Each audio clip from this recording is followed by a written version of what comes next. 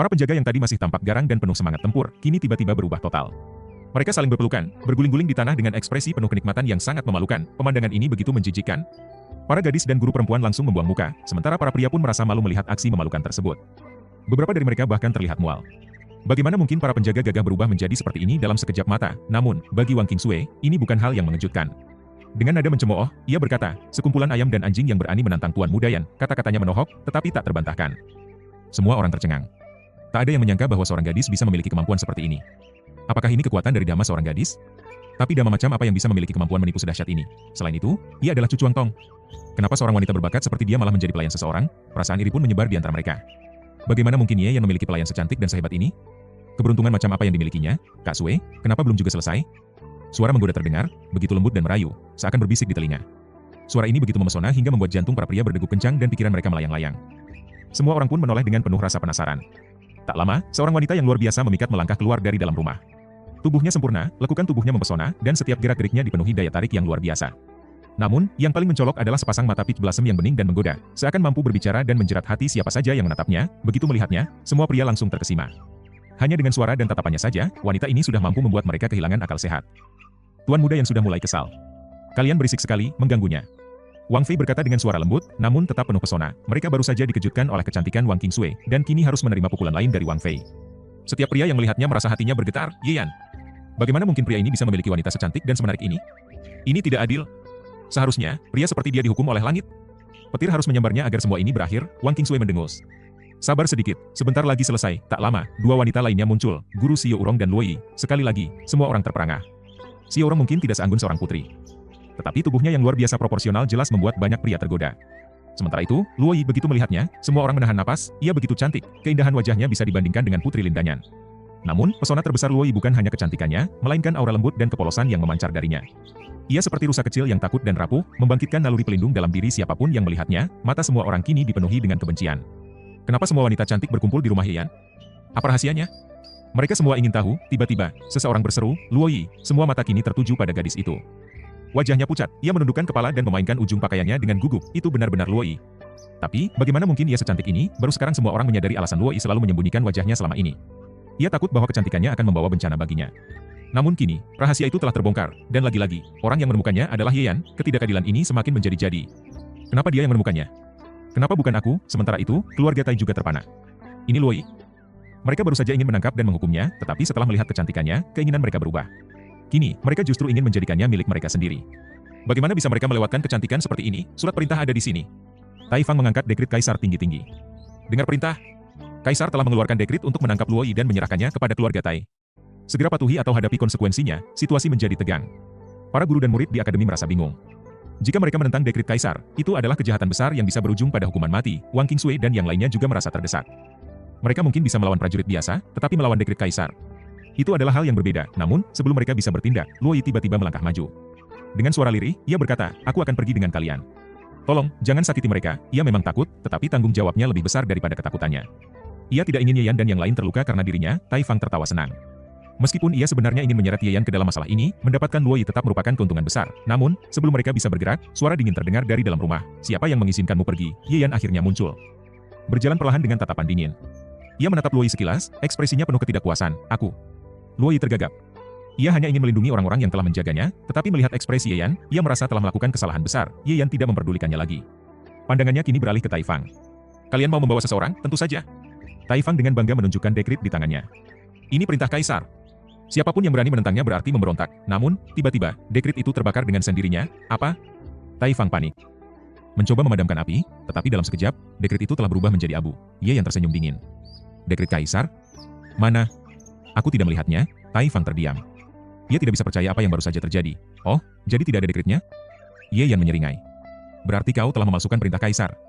Kau tahu hukumannya, kan? Itu adalah hukuman mati dan penghapusan seluruh keluargamu. Tai Fang membelalak. Tidak. Aku tidak memalsukan apapun. Ye Yan menggelengkan kepala dengan santai.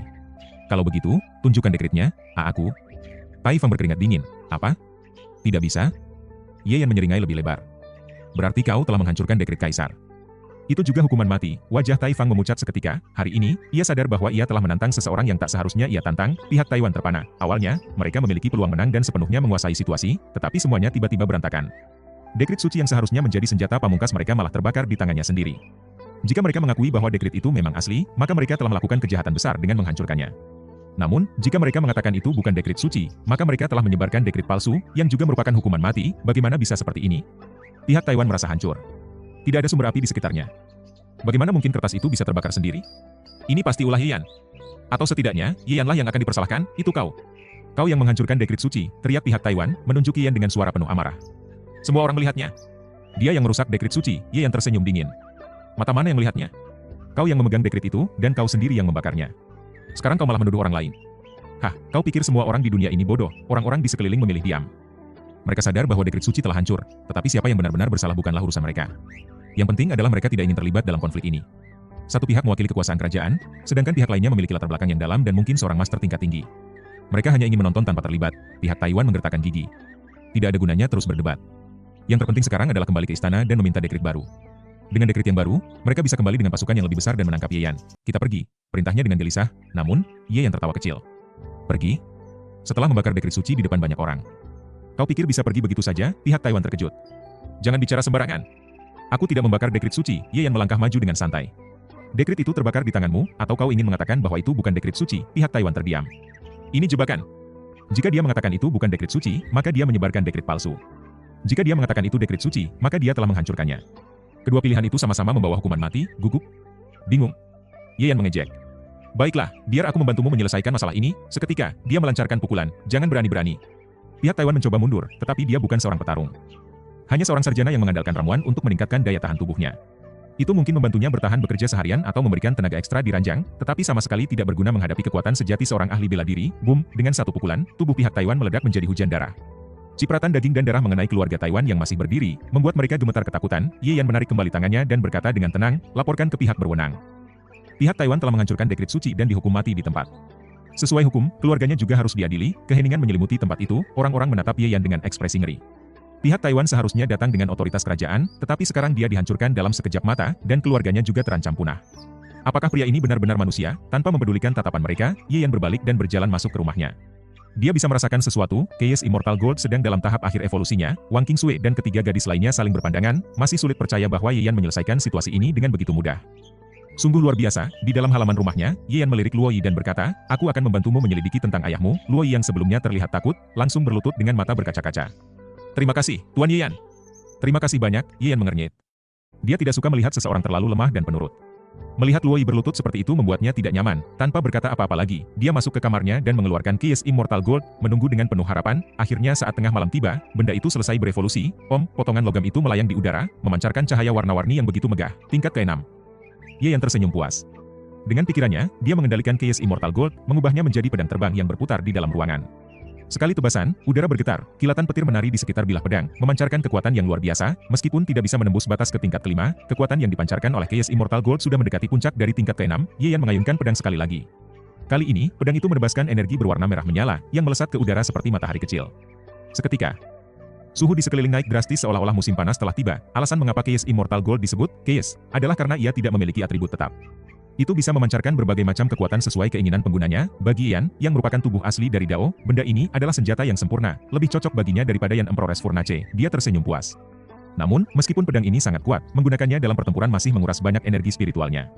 Bagaimanapun, dia sedang mengendalikan bahan logam tingkat ke-6, sesuatu yang sangat luar biasa. Namun, Yiyan tidak terburu-buru untuk menempa senjata dari logam ini.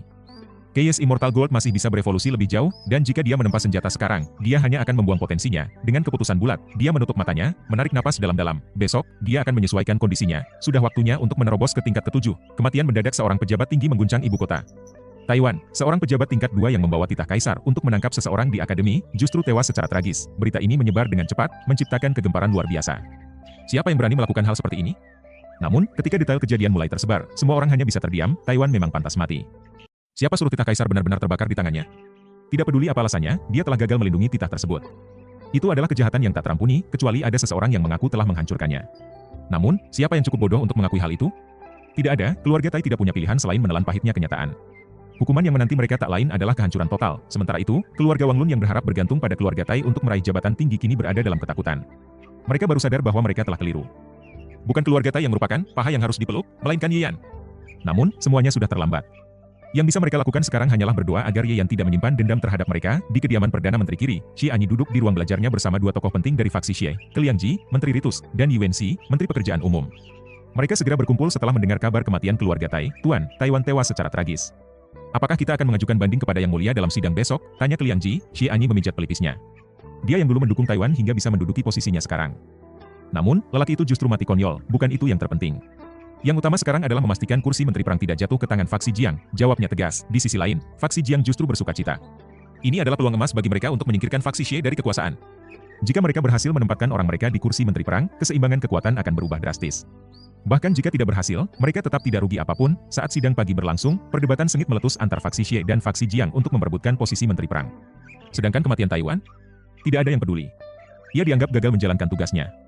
Dan keluarganya pun dibuang ke pengasingan. Hukuman telah dijatuhkan, dan masalah ini dianggap selesai. Tak ada satupun yang berani mengusulkan hukuman bagi Ye Yan. Bagi dunia politik, Taiwan benar-benar mati sia-sia. Di saat yang sama, seorang pemuda gagah dengan alis tegas dan mata tajam kembali ke Akademi Daxia. Dia adalah Zhan Jiuan, murid nomor 1 Akademi, yang baru saja kembali dari perjalanan ke Donglin Secret Realm. Di belakangnya, 3 murid berbakat lainnya mengikuti dengan hormat. Tian Ang, Nan Menshan, dan Guan Xiaoliu. Masing-masing menempati peringkat 3, 5, dan 6 di Akademi. Mereka telah mengalami peningkatan kekuatan yang luar biasa setelah perjalanan mereka. Bos, kali ini kita berhasil menembus batas. Kau hampir mencapai peringkat 6, dan kami bertiga pun naik ke peringkat 7. Begitu kabar ini tersebar, seluruh akademi pasti akan gempar. Tian Ang berkata penuh semangat. Zhan Jiuan hanya tersenyum ringan. Dia memang belum sepenuhnya mencapai tingkat 6, tetapi kekuatannya telah meningkat berkali lipat. Tiba-tiba, ia teringat sesuatu. Aku dengar keluarga mencarikanku pasangan dual kultivasi. Salah satu pelayannya segera melapor dengan setengah berlutut. Benar, Tuan Zhan. Gadis itu bernama Chu Yanran. Namun, ada sedikit masalah. Masalah? Zhan Jiuan menatap tajam. Dia pernah menikah, tuanku. Mantan suaminya bernama Ye Yan, dan yang lebih mengejutkan, Ye Yan kini adalah wakil kepala akademi. Zhan Jiuan terdiam sejenak, lalu tertawa pelan. Menarik. Anak baru di akademi sudah berani menyingkirkan keluarga Tai? Meskipun hanya pejabat rendahan, keberaniannya patut diacungi jempol. Tian Ang langsung menimpali. Bos, biarkan aku memberinya sedikit pelajaran. Dia terlalu sombong. Guan Xiaoliu menambahkan dengan dingin. Chu Yanran sekarang adalah milik bos. Bahkan jika hanya seorang selir, dia tetap harus bersih. Ye Yan harus mati. Nan Menshan tertawa kecil. Tapi bukankah Ye Yan punya dukungan dari kekuatan tingkat 3? Guan Xiaoliu mendengus. Jika mereka tahu siapa yang sebenarnya mendukung bos. Namun, sebelum dia bisa menyelesaikan kalimatnya, Zhan Jiuan mengangkat tangannya, menyuruhnya diam. Dia mungkin berani membunuh seorang pejabat, tapi dia bukan lawanku. Tian Ang, pergilah beri dia peringatan. Pastikan dia tidak lagi mendekati Chu Yanran. Jika dia menolak HMPH, Tian Ang tersenyum penuh arti. Mengerti, bos, wakil presiden Ye, keluar dan temui aku. Suara kasar tiba-tiba terdengar dari luar halaman tempat tinggal Ye Yan. Suara itu begitu lantang, bahkan tidak mengetuk pintu seperti tamu biasa, melainkan langsung memanggil Ye Yan keluar. Siapa orang ini? Suara keras itu menarik perhatian beberapa murid yang kebetulan berada di sekitar, dan mereka segera berlari untuk melihat apa yang terjadi. Tian Ang, ke-6 terkuat di akademi. Pengikut Zhan Jiuan.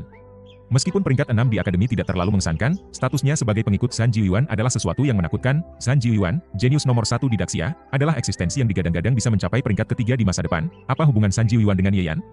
Mengapa salah satu pengikutnya ingin menemui Ye Yan? Rasa penasaran pun membuncah. Dan para murid mulai menyebarkan kabar ini.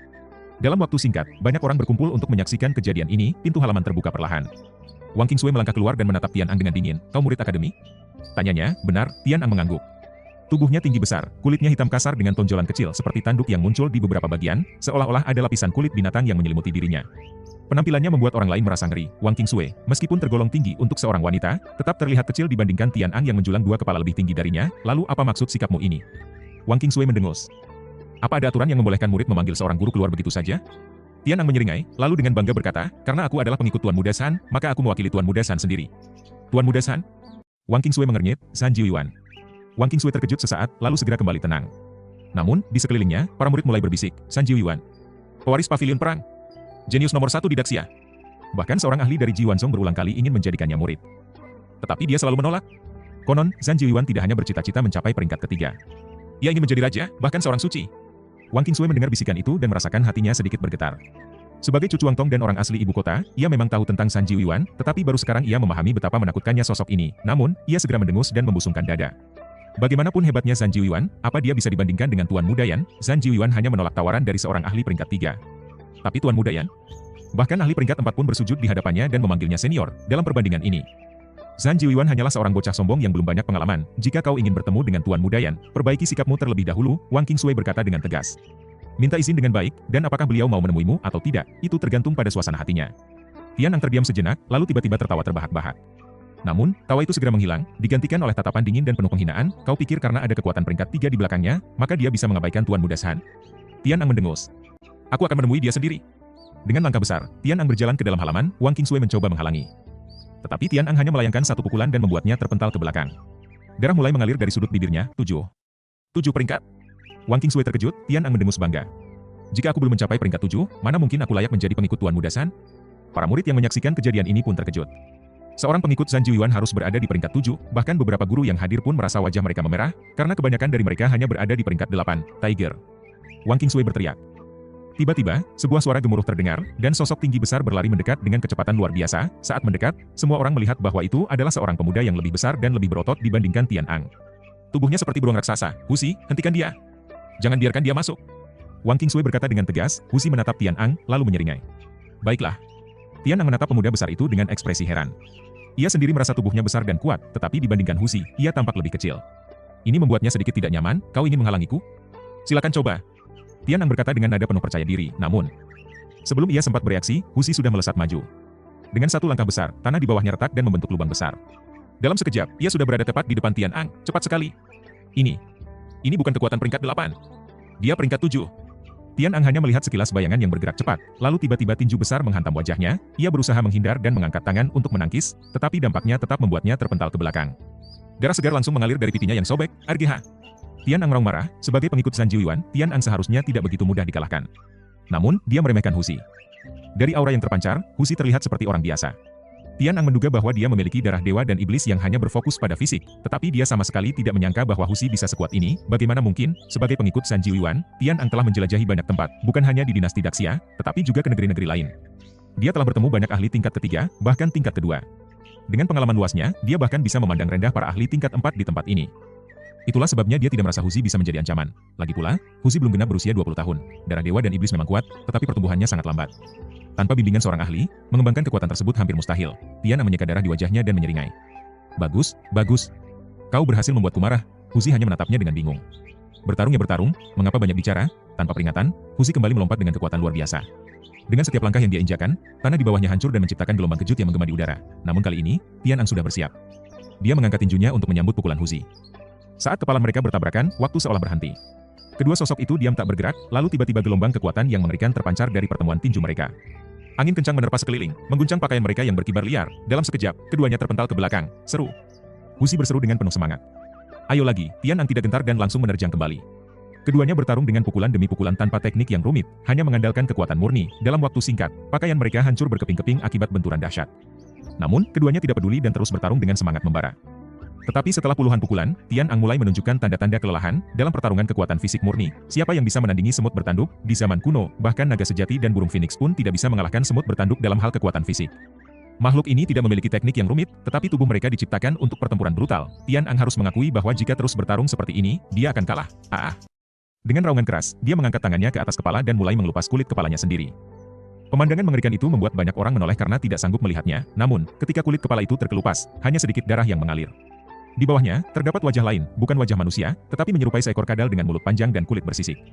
Matanya berwarna hijau terang, dan kulitnya penuh dengan tonjolan tajam. Siapa dia? Monster, kerumunan terpana. Pemandangan ini terlalu mengerikan. Tidak, ini darah dewa dan iblis, seseorang berteriak. Tapi bentuknya aneh, sepertinya dia mengalami kemunduran evolusi ke bentuk nenek moyangnya. Benar. Dewa dan iblis zaman kuno tidak berbentuk manusia. Semakin tinggi kemurnian darah mereka, semakin jauh bentuknya dari manusia. Sementara orang-orang terkejut, Tian Ang terus mencabik kulitnya hingga terlepas sepenuhnya. Kulit barunya berwarna hijau tua dengan duri-duri tajam di seluruh tubuhnya. Yang lebih menakutkan, ia memiliki ekor tebal dan kuat, mirip dengan kakinya sendiri. Husi menatap dengan penuh minat dan tersenyum lebar. Seru. Seru sekali. Seru? Tian Ang menggeram. Aku adalah keturunan kadal suci. Darahku memiliki kemurnian 100%. Aku ditakdirkan menjadi ahli tingkat 3. Semua orang menahan napas. Darah dewa dan iblis memang langka, tetapi memiliki kemurnian 100%? Itu luar biasa. Dewa dan iblis zaman kuno semua berada di tingkat 3 atau lebih tinggi. Jika Tian Ang memiliki darah semurni itu, maka selama dia terus tumbuh, dia pasti akan mencapai tingkat 3. Namun, ini juga menimbulkan pertanyaan yang lebih menakutkan. Jika Tian Ang begitu luar biasa, mengapa dia rela menjadi pengikut Zhan Jiuyuan? Betapa hebatnya Zhan Jiuyuan hingga mampu membuat seorang jenius seperti Tian Ang tunduk padanya? Dengan raungan keras, Tian Ang menerjang Husi. Kali ini kecepatannya jauh lebih cepat dari sebelumnya. Namun, Husi tidak menghindar. Dia justru menyambut serangan itu dengan tangan terbuka, siap bertarung lebih sengit lagi. Pukulan demi pukulan kembali menghujani. Keduanya bertarung habis-habisan. Namun, Tian Ang mulai menyadari sesuatu yang mengejutkan. Bahkan setelah berubah ke bentuk keduanya, yang seharusnya meningkatkan kekuatan dan daya tahannya, dia masih kalah dari Huzi. Apakah darah pemuda ini lebih kuat darinya? Tidak, memiliki darah yang lebih kuat saja tidak cukup. Jika kemurniannya tidak tinggi, bahkan darah naga pun bisa dikalahkan oleh darah kadal suci. Jadi, kemurnian darah Huzi juga sangat tinggi. Tian Ang tidak bisa menerimanya. Zhan Jiuan adalah satu-satunya orang yang pantas memiliki pengikut sekuat dirinya. Tetapi mengapa Ye Yan juga memiliki seorang pengikut yang begitu hebat? Dengan teriakan marah, Tian Ang melompat mundur. Menciptakan jarak antara dirinya dan Huzi mengusap hidungnya dengan bingung. Kenapa berhenti? Aku masih ingin bertarung, Tian Ang menyeringai. Dia bukan hanya seorang pejuang fisik, tetapi juga seorang ahli bela diri, tingkat 7, penguasa lautan spiritual. Mengapa dia harus membuang keunggulan besar ini hanya untuk bertarung menggunakan kekuatan fisik saja? Dengan gerakan cepat, dia mengumpulkan energi dan berteriak, Tai Ling Quan. Tinju yang dipenuhi energi cahaya melesat menuju Huzi dengan kekuatan destruktif. Itu adalah teknik bela diri tingkat 3, di aula pertempuran. Hanya anggota inti yang bisa mempelajari teknik ini. Fakta bahwa Tian Ang sudah menguasainya di tingkat 7 menunjukkan betapa luar biasanya Zhan Jiuan. Huzi mengangkat tinjunya dan melawan dengan tekniknya sendiri. Tinju harimau, boom. Kekuatan benturan mengguncang udara, dan Tian Ang terlempar jauh. Setelah berputar di udara, dia jatuh dengan keras ke tanah. Kerumunan terdiam. Siapakah sebenarnya Huzi? Semua orang tertegun. Sebelumnya, Tian Ang masih bisa bertarung seimbang dengan Huzi. Tetapi sekarang, bahkan setelah menggunakan jurus bela dirinya, ia tetap saja terhempas oleh Huzi. Ini terasa seperti mimpi. Bagaimana mereka bisa tahu bahwa tinju macan buas yang digunakan Huzi adalah ajaran dari Ye Yan? Sebuah teknik yang diberikan oleh seorang kaisar tentu saja bukan sembarang teknik. Meskipun Huzi baru menguasai satu gerakan, itu sudah cukup untuk membuat kekuatannya meledak hingga setingkat dengan peringkat ke-7. Tian Ang tidak bisa menerima kenyataan ini. Dengan ekornya yang tebal dan kuat, ia menghentikan laju tubuhnya yang terhempas. Dengan raungan keras, ia kembali menerjang Huzi. Bang! Bang! Bang! Serangan demi serangan ia lontarkan, tetapi Huzi dengan mudah membalasnya, membuat tubuh Tian Ang penuh luka dan darah mengalir dari kulitnya yang retak. Sementara itu, pakaian Huzi juga sudah hancur. Tetapi ia tidak peduli. Seperti binatang buas yang hanya memikirkan pertempuran, ia terus menyerang tanpa henti. Tian Ang memuntahkan darah segar, dan di dalamnya terdapat beberapa giginya yang patah. Ia meraba mulutnya dengan kaget. Baru saja ia dipukul di wajah oleh Huzi, dan beberapa giginya hancur dalam sekejap. Menatap Huzi dengan ketidakpercayaan, ia akhirnya menyadari bahwa tidak peduli sekeras apapun ia berusaha, ia tetap bukan tandingan pemuda ini. Bahkan, perbedaan kekuatan mereka semakin lebar. Haruskah ia menggunakan serangan kesadaran ilahi? Namun, Huzi adalah seorang kultivator fisik murni. Kesadarannya menyatu dengan tubuhnya, dan satu-satunya cara untuk mengalahkannya dengan serangan kesadaran adalah dengan menghancurkan tubuhnya terlebih dahulu. Dulu, Tian Ang selalu bisa mengandalkan fisiknya untuk mendominasi lawan-lawannya. Namun kali ini, ia bertemu dengan seseorang yang memiliki fisik lebih kuat darinya. Ini adalah pukulan besar bagi egonya, tidak bisa menerima kekalahan ini. Tian Ang meraung marah. Tubuhnya tiba-tiba membesar, 2 kali lipat dari ukuran sebelumnya. Kini, bahkan Huzi tampak lebih kecil dibandingkan dirinya, mata hijau Tian Ang berubah menjadi hitam pekat. Ia membuka mulutnya dan menyemburkan cairan hitam ke arah Huzi. Itu adalah racun bawaannya. Sebuah kemampuan alami yang baru ia sadari setelah mencapai peringkat ke-7. Racun ini sangat berbahaya, bahkan seorang kultivator peringkat 7 pun akan langsung meleleh menjadi genangan darah hanya dengan satu tetes. Huzi menghindar, tetapi Tian Ang terus menyemburkan racunnya ke segala arah. Udara dipenuhi cairan beracun yang mengerikan. Huzi mulai merasa jengkel. Bertarung itu pakai tangan dan kaki, bukan pakai ludah. Akhirnya, ia tidak lagi menghindar dan malah menerobos langsung ke arah Tian Ang, membiarkan dirinya terkena racun. Bang, sebuah pukulan telah mendarat di wajah Tian Ang. Menghantamnya hingga terpental jauh. Tubuhnya jatuh dengan suara keras, dan setelah beberapa kali mencoba bangkit, ia tidak mampu lagi berdiri. Namun, meskipun terluka parah, Tian Ang malah tertawa, darah mengalir dari sudut bibirnya. Hahaha, kau terkena racunku. Dalam hitungan detik, tubuhmu akan meleleh menjadi darah. Semua orang yang menyaksikan pertarungan menahan napas, mata mereka tertuju pada Huzi. Namun, Huzi tampak santai. Sambil mengusap bagian tubuhnya yang terkena racun, ia bergumam, halah, kotor banget. Tian Ang tertegun. Racunnya tidak berefek sama sekali pada Huzi, ia merasa kepalanya berputar. Racun yang selama ini menjadi senjata andalannya, yang seharusnya bisa membunuh siapapun dengan mudah. Ternyata tidak berpengaruh sedikit pun pada pemuda ini. Huzi bahkan menggaruk-garuk kulitnya dengan ekspresi kesal. Gila, gatal banget. Kamu ini jorok, tahu nggak? Paf, Tian Ang tidak bisa lagi menahan diri. Dengan wajah pucat, ia memuntahkan darah dan langsung pingsan. Penonton terdiam. Racun itu adalah jurus terakhir Tian Ang, tetapi hasilnya nihil. Tidak heran jika dia sampai frustasi. Wang Qingsui tersenyum puas. Nah, rasakan akibatnya. Mau sop jago, malah kena batunya. Ia kemudian menoleh ke Huzi dengan kagum. Hebat banget, Huzi menggaruk kepala dengan malu-malu. Kekalahan Tian Ang segera menjadi topik hangat di akademi. Orang-orang mulai membicarakan apakah pertarungan ini melambangkan persaingan antara Ye Yan dan Zhan Jiuan. Zhan Jiuan adalah legenda. Dimanapun ia berada, ia selalu menjadi yang nomor 1. Ia adalah murid terbaik di aula pertempuran, murid terbaik di akademi, bahkan disebut sebagai jenius terbesar di seluruh Daxia. Sedangkan Ye Yan, meskipun baru bergabung dengan akademi, sudah menciptakan kehebohan sejak awal. Seorang petinggi peringkat kedua bahkan tewas karenanya, menyebabkan perpecahan antara faksi Xie dan Jiang. Keberadaannya seperti badai yang terus mengguncang keadaan. Sekarang, apakah pertarungan antara Ye Yan dan Zhan Jiuan tidak bisa dihindari? Di sebuah halaman mewah, Tian Ang sudah sadar kembali. Ia berlutut dengan wajah penuh rasa malu. Tian Ang, kau sudah mempermalukan bos. Masih pantaskah kau hidup? Ujar Guan Xiaoliu dengan tatapan dingin, memainkan belati kecil di tangannya. Tubuh besar Tian Ang bergetar. Bos, beri aku kesempatan lagi. Orang lemah tidak pantas mendapat kesempatan. Belati itu menyentuh lehernya. Namun, Zhan Jiuan yang duduk santai tersenyum dan berkata, jika setiap kekalahan berarti kematian, maka dunia ini sudah kosong dari manusia. Tapi dia mempermalukanmu, bos, protes Guan Xiaoliu. Dia bahkan kalah dari bocah bawahan Ye Yan. Zhan Jiuan melambaikan tangannya. Huzi juga berdarah dewa dan iblis, mungkin tingkatannya lebih tinggi dari Tian Ang. Kekalahannya bukan hal yang aneh. Ia berdiri perlahan dan tersenyum penuh percaya diri. Kalau begitu, aku sendiri yang akan menemui Ye Yan. Zhan Jiuan ingin menantang Ye Yan. Tiba-tiba, kabar ini menyebar dengan cepat ke seluruh akademi, seolah-olah angin kencang membawa berita yang mengejutkan ini ke setiap sudut. Dalam sekejap, para murid dan bahkan para guru berbondong-bondong menuju halaman tempat tinggal Ye Yan. Zhan Jiuan bukanlah sosok biasa. Dia adalah legenda hidup di akademi, seorang pemuda berbakat yang seolah-olah dilahirkan untuk kejayaan. Tak lama kemudian, sosok Zhan Jiuan yang mengenakan jubah hitam muncul di depan halaman Ye Yan. Angin berhembus kencang, membuat jubahnya berkibar dengan gagah. Meski begitu, tubuhnya tetap tegak seperti tombak, auranya begitu mengintimidasi, Zhan Jiuan. Aku akhirnya melihatnya secara langsung, ya Tuhan, dia sangat tampan, luar biasa. Auranya begitu kuat, banyak orang yang hanya mendengar namanya kini dapat melihatnya secara langsung. Sementara itu, di antara kerumunan, Chu Yanran tampak begitu bersemangat. Dia mengepalkan tinjunya, ingin berteriak bahwa pria itu adalah calon suaminya. Zhan Jiuan berdiri dengan tangan di belakang, tatapannya tajam dan penuh keyakinan. Dengan suara tenang namun penuh tekanan, dia berkata, Ye Yan, keluar dan bertarunglah. Saat Wang Qingsui hendak memanggil Huzi, tiba-tiba Ye Yan sudah berdiri di sampingnya. Dengan santai, dia berkata, biar aku yang menghadapinya. Dengan tenang, Ye Yan melangkah keluar, diikuti oleh Wang Qingsui, Xiao Rong, Lin Danyan, dan Luo Yi. 4 wanita cantik yang menyertainya membuat banyak orang iri dan seketika merasa tidak adil. Zhan Jiuan, yang awalnya tak tergoyahkan, akhirnya menunjukkan sedikit keterkejutan. Tatapannya tertuju pada salah satu wanita di belakang Ye Yan, seorang wanita yang begitu anggun dan mempesona. Itu adalah sang putri, begitu indah. Begitu memesona. Bahkan setelah melihat banyak wanita cantik selama pengembaraannya, tak ada yang bisa menandingi kecantikannya. Namun, ia segera menepis pikirannya. Tujuannya adalah menjadi seorang suci. Tak ada yang bisa menghalangi jalannya menuju kesempurnaan, tatapannya kini tertuju pada Ye Yan. Mata mereka bertemu, seolah-olah dua kekuatan tak terlihat sedang berbenturan. Kau Ye Yan, tanyanya dengan nada penuh superioritas. Ye Yan tertawa kecil. Kau seorang murid, sementara aku seorang guru. Apa pantas berbicara dengan nada seperti itu? Zhan Jiuan tersenyum tipis. Dalam dunia seni bela diri, tidak ada batasan umur. Yang kuat adalah yang dihormati, maksudnya jelas, dia merasa lebih kuat, jadi dia berhak merendahkan siapapun. Ye Yan menggeleng. Hanya seorang pemilik tubuh tirani, apa yang perlu dibanggakan? Seketika, wajah Zhan Jiuan berubah. Bagaimana Ye Yan bisa tahu, tiran badi adalah rahasia yang ia sembunyikan dengan rapat. Bahkan dirinya sendiri baru mengetahui hal itu setelah bertemu dengan seorang senior dalam pengembaraannya. Fisik ini adalah salah satu yang terkuat di dunia, sejajar dengan tubuh suci, tubuh chaos, dan tubuh misterius lainnya. Dengan fisik seperti ini, dia seharusnya tak tertandingi di dunia ini, namun, Ye Yan mengetahuinya dengan mudah seakan itu bukanlah sesuatu yang istimewa. Kerumunan yang menyaksikan perdebatan mereka hanya bisa saling berpandangan. Apa itu tubuh tirani? Bisik salah seorang murid. Zhan Jiuan menenangkan dirinya dan berkata dengan datar, bagaimana kau tahu? Ye Yan hanya tersenyum santai. Tidak ada yang aku tidak tahu, ucapan ini terdengar begitu sombong. Bagaimana mungkin ada orang yang mengetahui segalanya? Zhan Jiuan tertawa dingin. Meskipun kau berasal dari kekuatan tingkat 3, kau tetap tidak pantas sombong di depanku. Dia telah bertemu dengan raja-raja dari kekuatan tingkat 2, bahkan beberapa ingin menjadikannya murid. Tapi dia menolak. Baginya, semua itu hanyalah batu loncatan menuju kesucian. Ye Yan hanya menatapnya dengan tenang.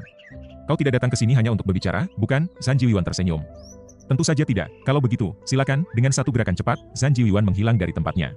Dalam sekejap, dia sudah berada di depan Ye Yan, mengayunkan telapak tangannya dengan kekuatan luar biasa. Namun, yang terjadi sungguh mengejutkan. Brak. Tubuh Ye Yan seolah-olah pecah berkeping-keping. Tapi, tunggu.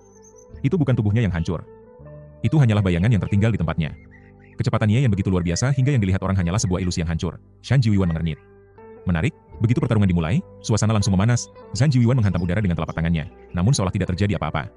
Ia tidak menganggapnya serius dan hanya melirik ke samping sambil berkata dengan dingin, sedikit tenaga seperti ini tidak layak untuk seranganku. Ye Yan hanya tersenyum, sama sekali tidak berniat menyombongkan diri. Dalam hatinya, ia berpikir, kau sudah melangkahkan satu kaki ke tingkat ketiga, sedangkan aku baru di tingkat ke-8. Hampir 2 tingkat penuh perbedaan. Jika kita bertarung di level yang sama, aku bisa membunuhmu hanya dengan satu pukulan. Sekarang giliranmu menerima satu pukulan dariku. Ye Yan melayangkan tinjunya ke arah Zhan Jiuan, satu pukulan, berat seperti gunung. Ini adalah jurus kaisar, 100 pukulan. Mata Zhan Jiuan langsung menyipit.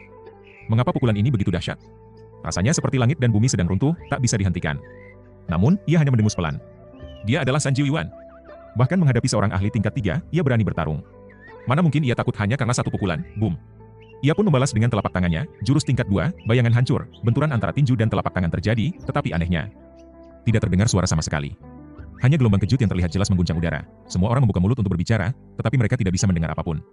Ketika mereka saling memandang, mereka baru menyadari bahwa banyak dari mereka mengalami pendarahan dari 7 lubang. Mereka tidak tuli, tetapi gelombang suara dari benturan tadi begitu dahsyat hingga langsung merusak gendang telinga mereka. Betapa mengerikannya kekuatan ini. Tentu saja, beberapa orang tetap tidak terpengaruh. Setidaknya mereka yang berada di tingkat ke-7 atau telah menyelesaikan lebih dari 60 meridian dalam kultivasi bawaan mereka. Setelah benturan, Ye Yan dan Zhan Jiuan sama-sama mundur 5 langkah sebelum akhirnya berdiri tegak kembali. Keduanya seimbang, ekspresi Zhan Jiuan mulai serius. Meskipun ia belum mengerahkan seluruh kekuatannya, pukulan tadi bukanlah serangan sembarangan. Namun, Ye Yan mampu menahannya tanpa mengalami kekalahan sedikit pun. Hal ini membuatnya untuk pertama kalinya benar-benar menghormati lawannya. Bagaimana mungkin seseorang yang lebih muda darinya bisa bertarung setara dengannya? Apakah ini kehebatan murid utama sebuah sekte? Sejak kecil mendapat sumber daya tak terbatas.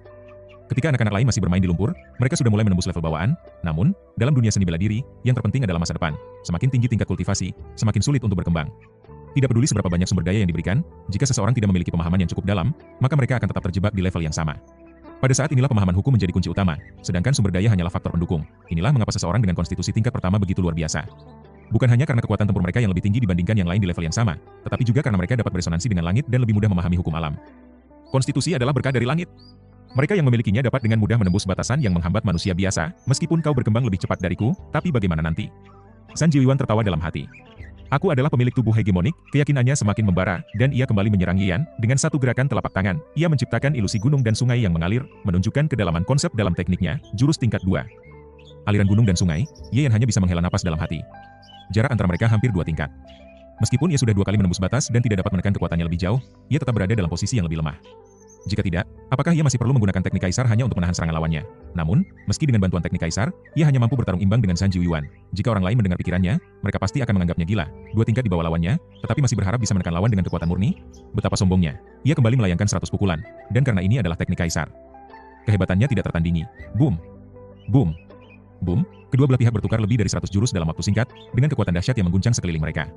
Tembok-tembok di sekitar mereka, yang sebelumnya kokoh, hancur menjadi debu tanpa tersentuh langsung. Semua orang mundur semakin jauh. Gelombang energi dari pertarungan ini sudah bukan sesuatu yang bisa mereka tahan. Kecepatan mereka berdua terlalu tinggi. Yang terlihat hanyalah kilatan cahaya.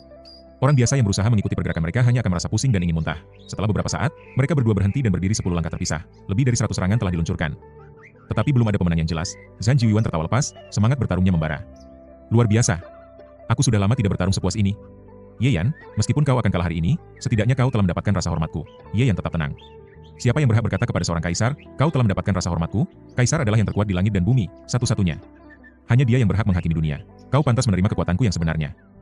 San Jiuan kembali tertawa, lalu dari puncak kepalanya muncul bayangan perak putih yang menjulang tinggi. Dalam sekejap, suhu udara merosot tajam, fase Dharma tingkat 3, roh beku, ini baru fase ketiga. Jika aku mencapai tingkat ketiga, aku pasti bisa membangkitkan fase tingkat pertama, kata San Jiuan dengan percaya diri. Baginya, fase ketiga tidak ada apa-apanya, fase Dharma memang mempercepat kultivasi dan meningkatkan kekuatan dalam pertempuran, tetapi itu bukan inti kekuatannya. Ia percaya bahwa ia akan menjadi seorang santo, dan fase ketiga tidak cukup untuk membuatnya puas. Serang! Ia kembali melompat ke depan, dan fase Dharma di belakangnya juga bergerak secara independen. Seakan memiliki kesadarannya sendiri, semua orang tercengang. Fase Dharma biasanya hanyalah refleksi dari pemiliknya, seperti boneka yang meniru gerakan mereka. Namun, fase Dharma San Jiuan bertindak sendiri. 3 kali kebangkitan, seseorang berseru terkejut. Bagaimana bisa? Sementara itu, Ye Yan hanya menangkis serangan dengan pukulan sederhana. Jika kau tidak menggunakan kekuatan tubuh hegemonik MU, maka pertarungan ini tidak perlu dilanjutkan. San Jiuan menatap Ye Yan dengan ekspresi yang semakin waspada. Pemuda di hadapannya ini benar-benar sulit dipahami. Dari aura yang ia rasakan, Ye Yan masih berada di tingkat bawaan. Namun, bagaimana mungkin? San Jiuan telah melangkahkan 1 kaki ke dalam peringkat ke-6. Mendekati peringkat ketiga, yang jauh di atas peringkat ke-7. Secara alami, ia akan dengan mudah mengungguli seseorang di peringkat ke-8. Terlebih lagi, ia adalah seorang jenius yang telah mengasah setiap levelnya dengan sangat stabil, menguasai seni bela diri tingkat tinggi, dan memiliki daya tempur yang mendekati peringkat ke-6. Jadi, mungkinkah ada monster yang begitu luar biasa hingga mampu melawan dirinya dengan selisih 2 tingkatan besar? Tidak, itu mustahil. Sebagai murid utama sekte, Ye Yan pasti memiliki harta langka yang dapat menekan kultivasinya atau mungkin menggunakan alat magis untuk mengubah auranya. San Jiuan menarik napas dalam-dalam. Seperti yang Ye Yan katakan, jika mereka terus bertarung seperti ini, ia tidak akan bisa mengalahkan pemuda itu, meskipun ia juga tidak akan kalah. Namun, ia datang dengan penuh percaya diri dan ambisi. Jika ia harus kembali dengan hasil imbang, apakah gelarnya sebagai jenius nomor 1 akan tetap berarti, menggunakan kekuatan tubuh tirani? Tidak, belum saatnya. San Jiuan mengubah posturnya, tangannya membentuk lingkaran, sementara tubuh bagian atasnya sedikit condong ke belakang, seolah sedang menggenggam sebuah botol tak kasat mata. HM? Guci harta karun? Ye Yan mengangkat alis dengan ekspresi aneh, San Jiuan terkejut dan nyaris kehilangan keseimbangan bentuknya. Bagaimana mungkin Ye Yan mengenali teknik rahasia ini? Seni ini ia temukan di reruntuhan zaman kuno, dan ia yakin bahwa tidak ada sekte lain di seluruh Xuanzhou yang memilikinya. Bahkan, ia menduga bahwa teknik ini lebih tinggi dari tingkat raja dan mungkin mendekati tingkat suci. Namun, bagaimana bisa Yan mengenalnya hanya dengan melihat gerakannya? Seolah-olah pemuda itu telah berlatih teknik ini selama bertahun-tahun. Tapi kali ini, ia tidak akan bertanya. Sama seperti ketika ia bertanya kepada Yan bagaimana ia tahu tentang tubuh tirani. Tidak ada jaminan bahwa lawannya akan memberi jawaban. Di dunia seni bela diri, hanya kekuatan yang berbicara. Sementara itu, Ye Yan tersenyum tipis. Teknik Guci Harta Karun adalah salah satu seni bela diri yang ia ciptakan ketika ia masih seorang suci. Meskipun bukan teknik terbaik yang ia miliki, ini adalah teknik suci pertama yang ia rancang, sehingga ada nilai sentimental di dalamnya. Ia mengira teknik itu telah lama hilang, tetapi melihatnya digunakan oleh San Jiuan membuatnya merasa seolah-olah sedang melihat murid dari keturunan yang sangat jauh. Pikiran ini membuat ekspresi Ye Yan menjadi lebih lembut. San Jiuan melihatnya dan merasa marah. Apa itu tadi? Ekspresi seolah aku ini muridmu? Jika ia tahu bahwa Ye Yan benar-benar menganggapnya sebagai murid dari keturunan yang tak terhitung banyaknya, ia pasti akan langsung meledak. Namun, seandainya ia juga tahu bahwa Ye yang sebenarnya adalah kaisar pertama dunia, yang telah hidup selama 9 generasi, ia mungkin akan mengakui bahwa dirinya hanyalah semut di hadapan dewa sejati. Namun, untuk saat ini, ia tetap berdiri dengan bangga. Udara dingin berhembus, membuat pakaian panjangnya berkibar dengan gagah. Zhan Jiuyan. Suara para gadis bergema di sekitar, meneriakkan namanya dengan histeris. Di sudut, Chu Yanran menggenggam tangan erat-erat, matanya berbinar. Inilah pria sejati, pikirnya dalam hati. Ia yakin bahwa setelah pertarungan ini, ia akan memberitahu Ye Yan betapa ia telah membuat keputusan yang salah. Ketika Zhan Jiuyan menang, Ye Yan akan menyesal, tetapi tidak akan bisa melakukan apa-apa selain menyaksikan dirinya melesat ke puncak kejayaan. Zhan Jiuyan menatap Ye Yan dengan dingin. Sejak tadi kau meminta untuk melihat kekuatan tubuh tirani, maka aku akan memuaskan keinginanmu. Seketika, sebuah aura tak terlukiskan meledak dari tubuhnya, menyebar ke segala arah. Aura ini sangat mendominasi, para penonton tiba-tiba merasa sulit bernapas, jantung mereka berdebar kencang. Dan ketakutan yang tidak dapat dijelaskan merayap di dalam diri mereka. Mereka ingin berlutut dan menyerahkan seluruh penghormatan kepada sosok di depan mereka. Beberapa orang mencoba menggunakan kekuatan spiritual mereka untuk menenangkan diri, tetapi mereka terkejut mendapati bahwa energi mereka sangat terhambat. Hanya bisa digunakan sekitar 10% dari kekuatan biasanya. Astaga, seseorang berteriak kaget. Inikah kekuatan tubuh tirani? Hanya dengan tekanan auranya, kita sudah kehilangan 90% kekuatan.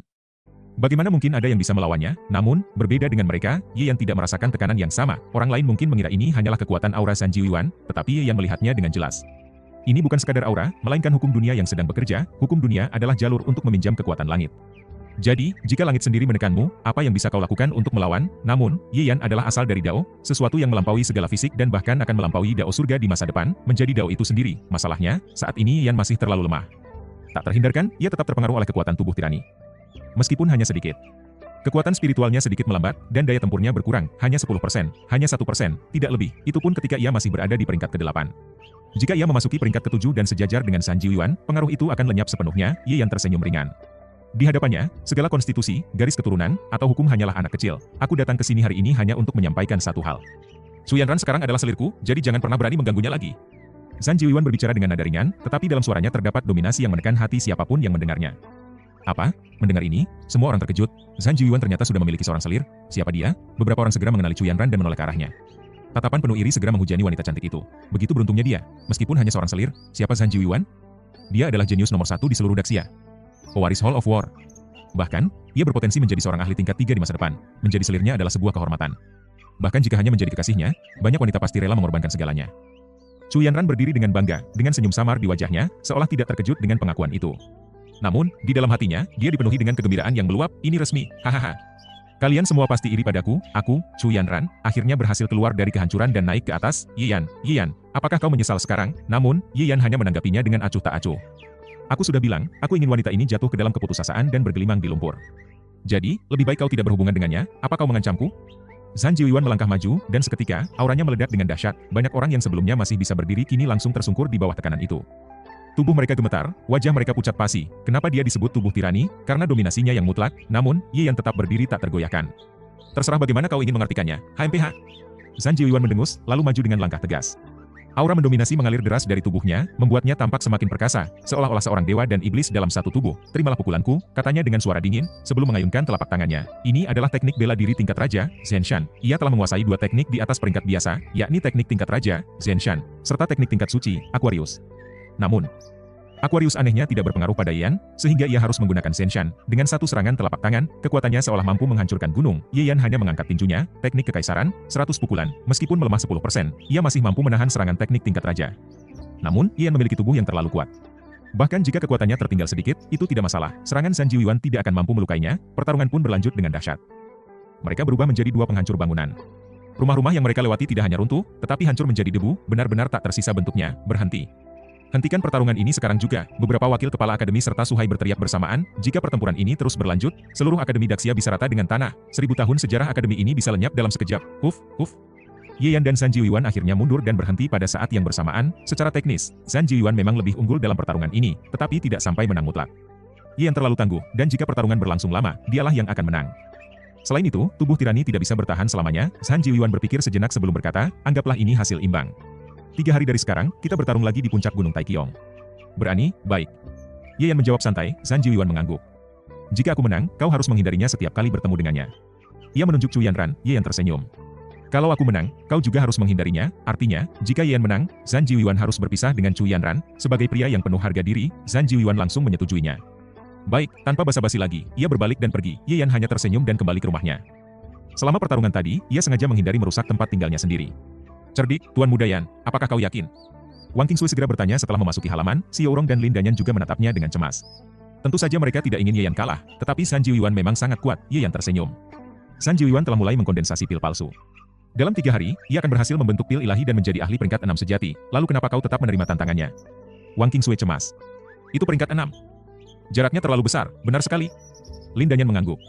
Kau memang luar biasa, tetapi tetap saja, kau baru peringkat 8, saat mengucapkan itu, mereka bertiga terdiam sejenak, mereka baru sadar, Ye Yan hanya peringkat 8, tetapi mampu menandingi San Jiuan yang hampir peringkat 6, betapa mustahilnya ini, Ye Yan tersenyum percaya diri. San Jiuan yakin bisa mencapai peringkat 6 dalam 3 hari, tetapi aku juga yakin bisa menerobos ke peringkat 7 dalam waktu yang sama. Pangeran ke-9 ingin membujuk Ye Yan untuk membatalkan duel, tetapi itu hanya sebatas angan-angan. Saat ini, jika Ye Yan yang mengusulkan pembatalan, itu sama saja dengan mengakui kekalahan dan menghancurkan citranya.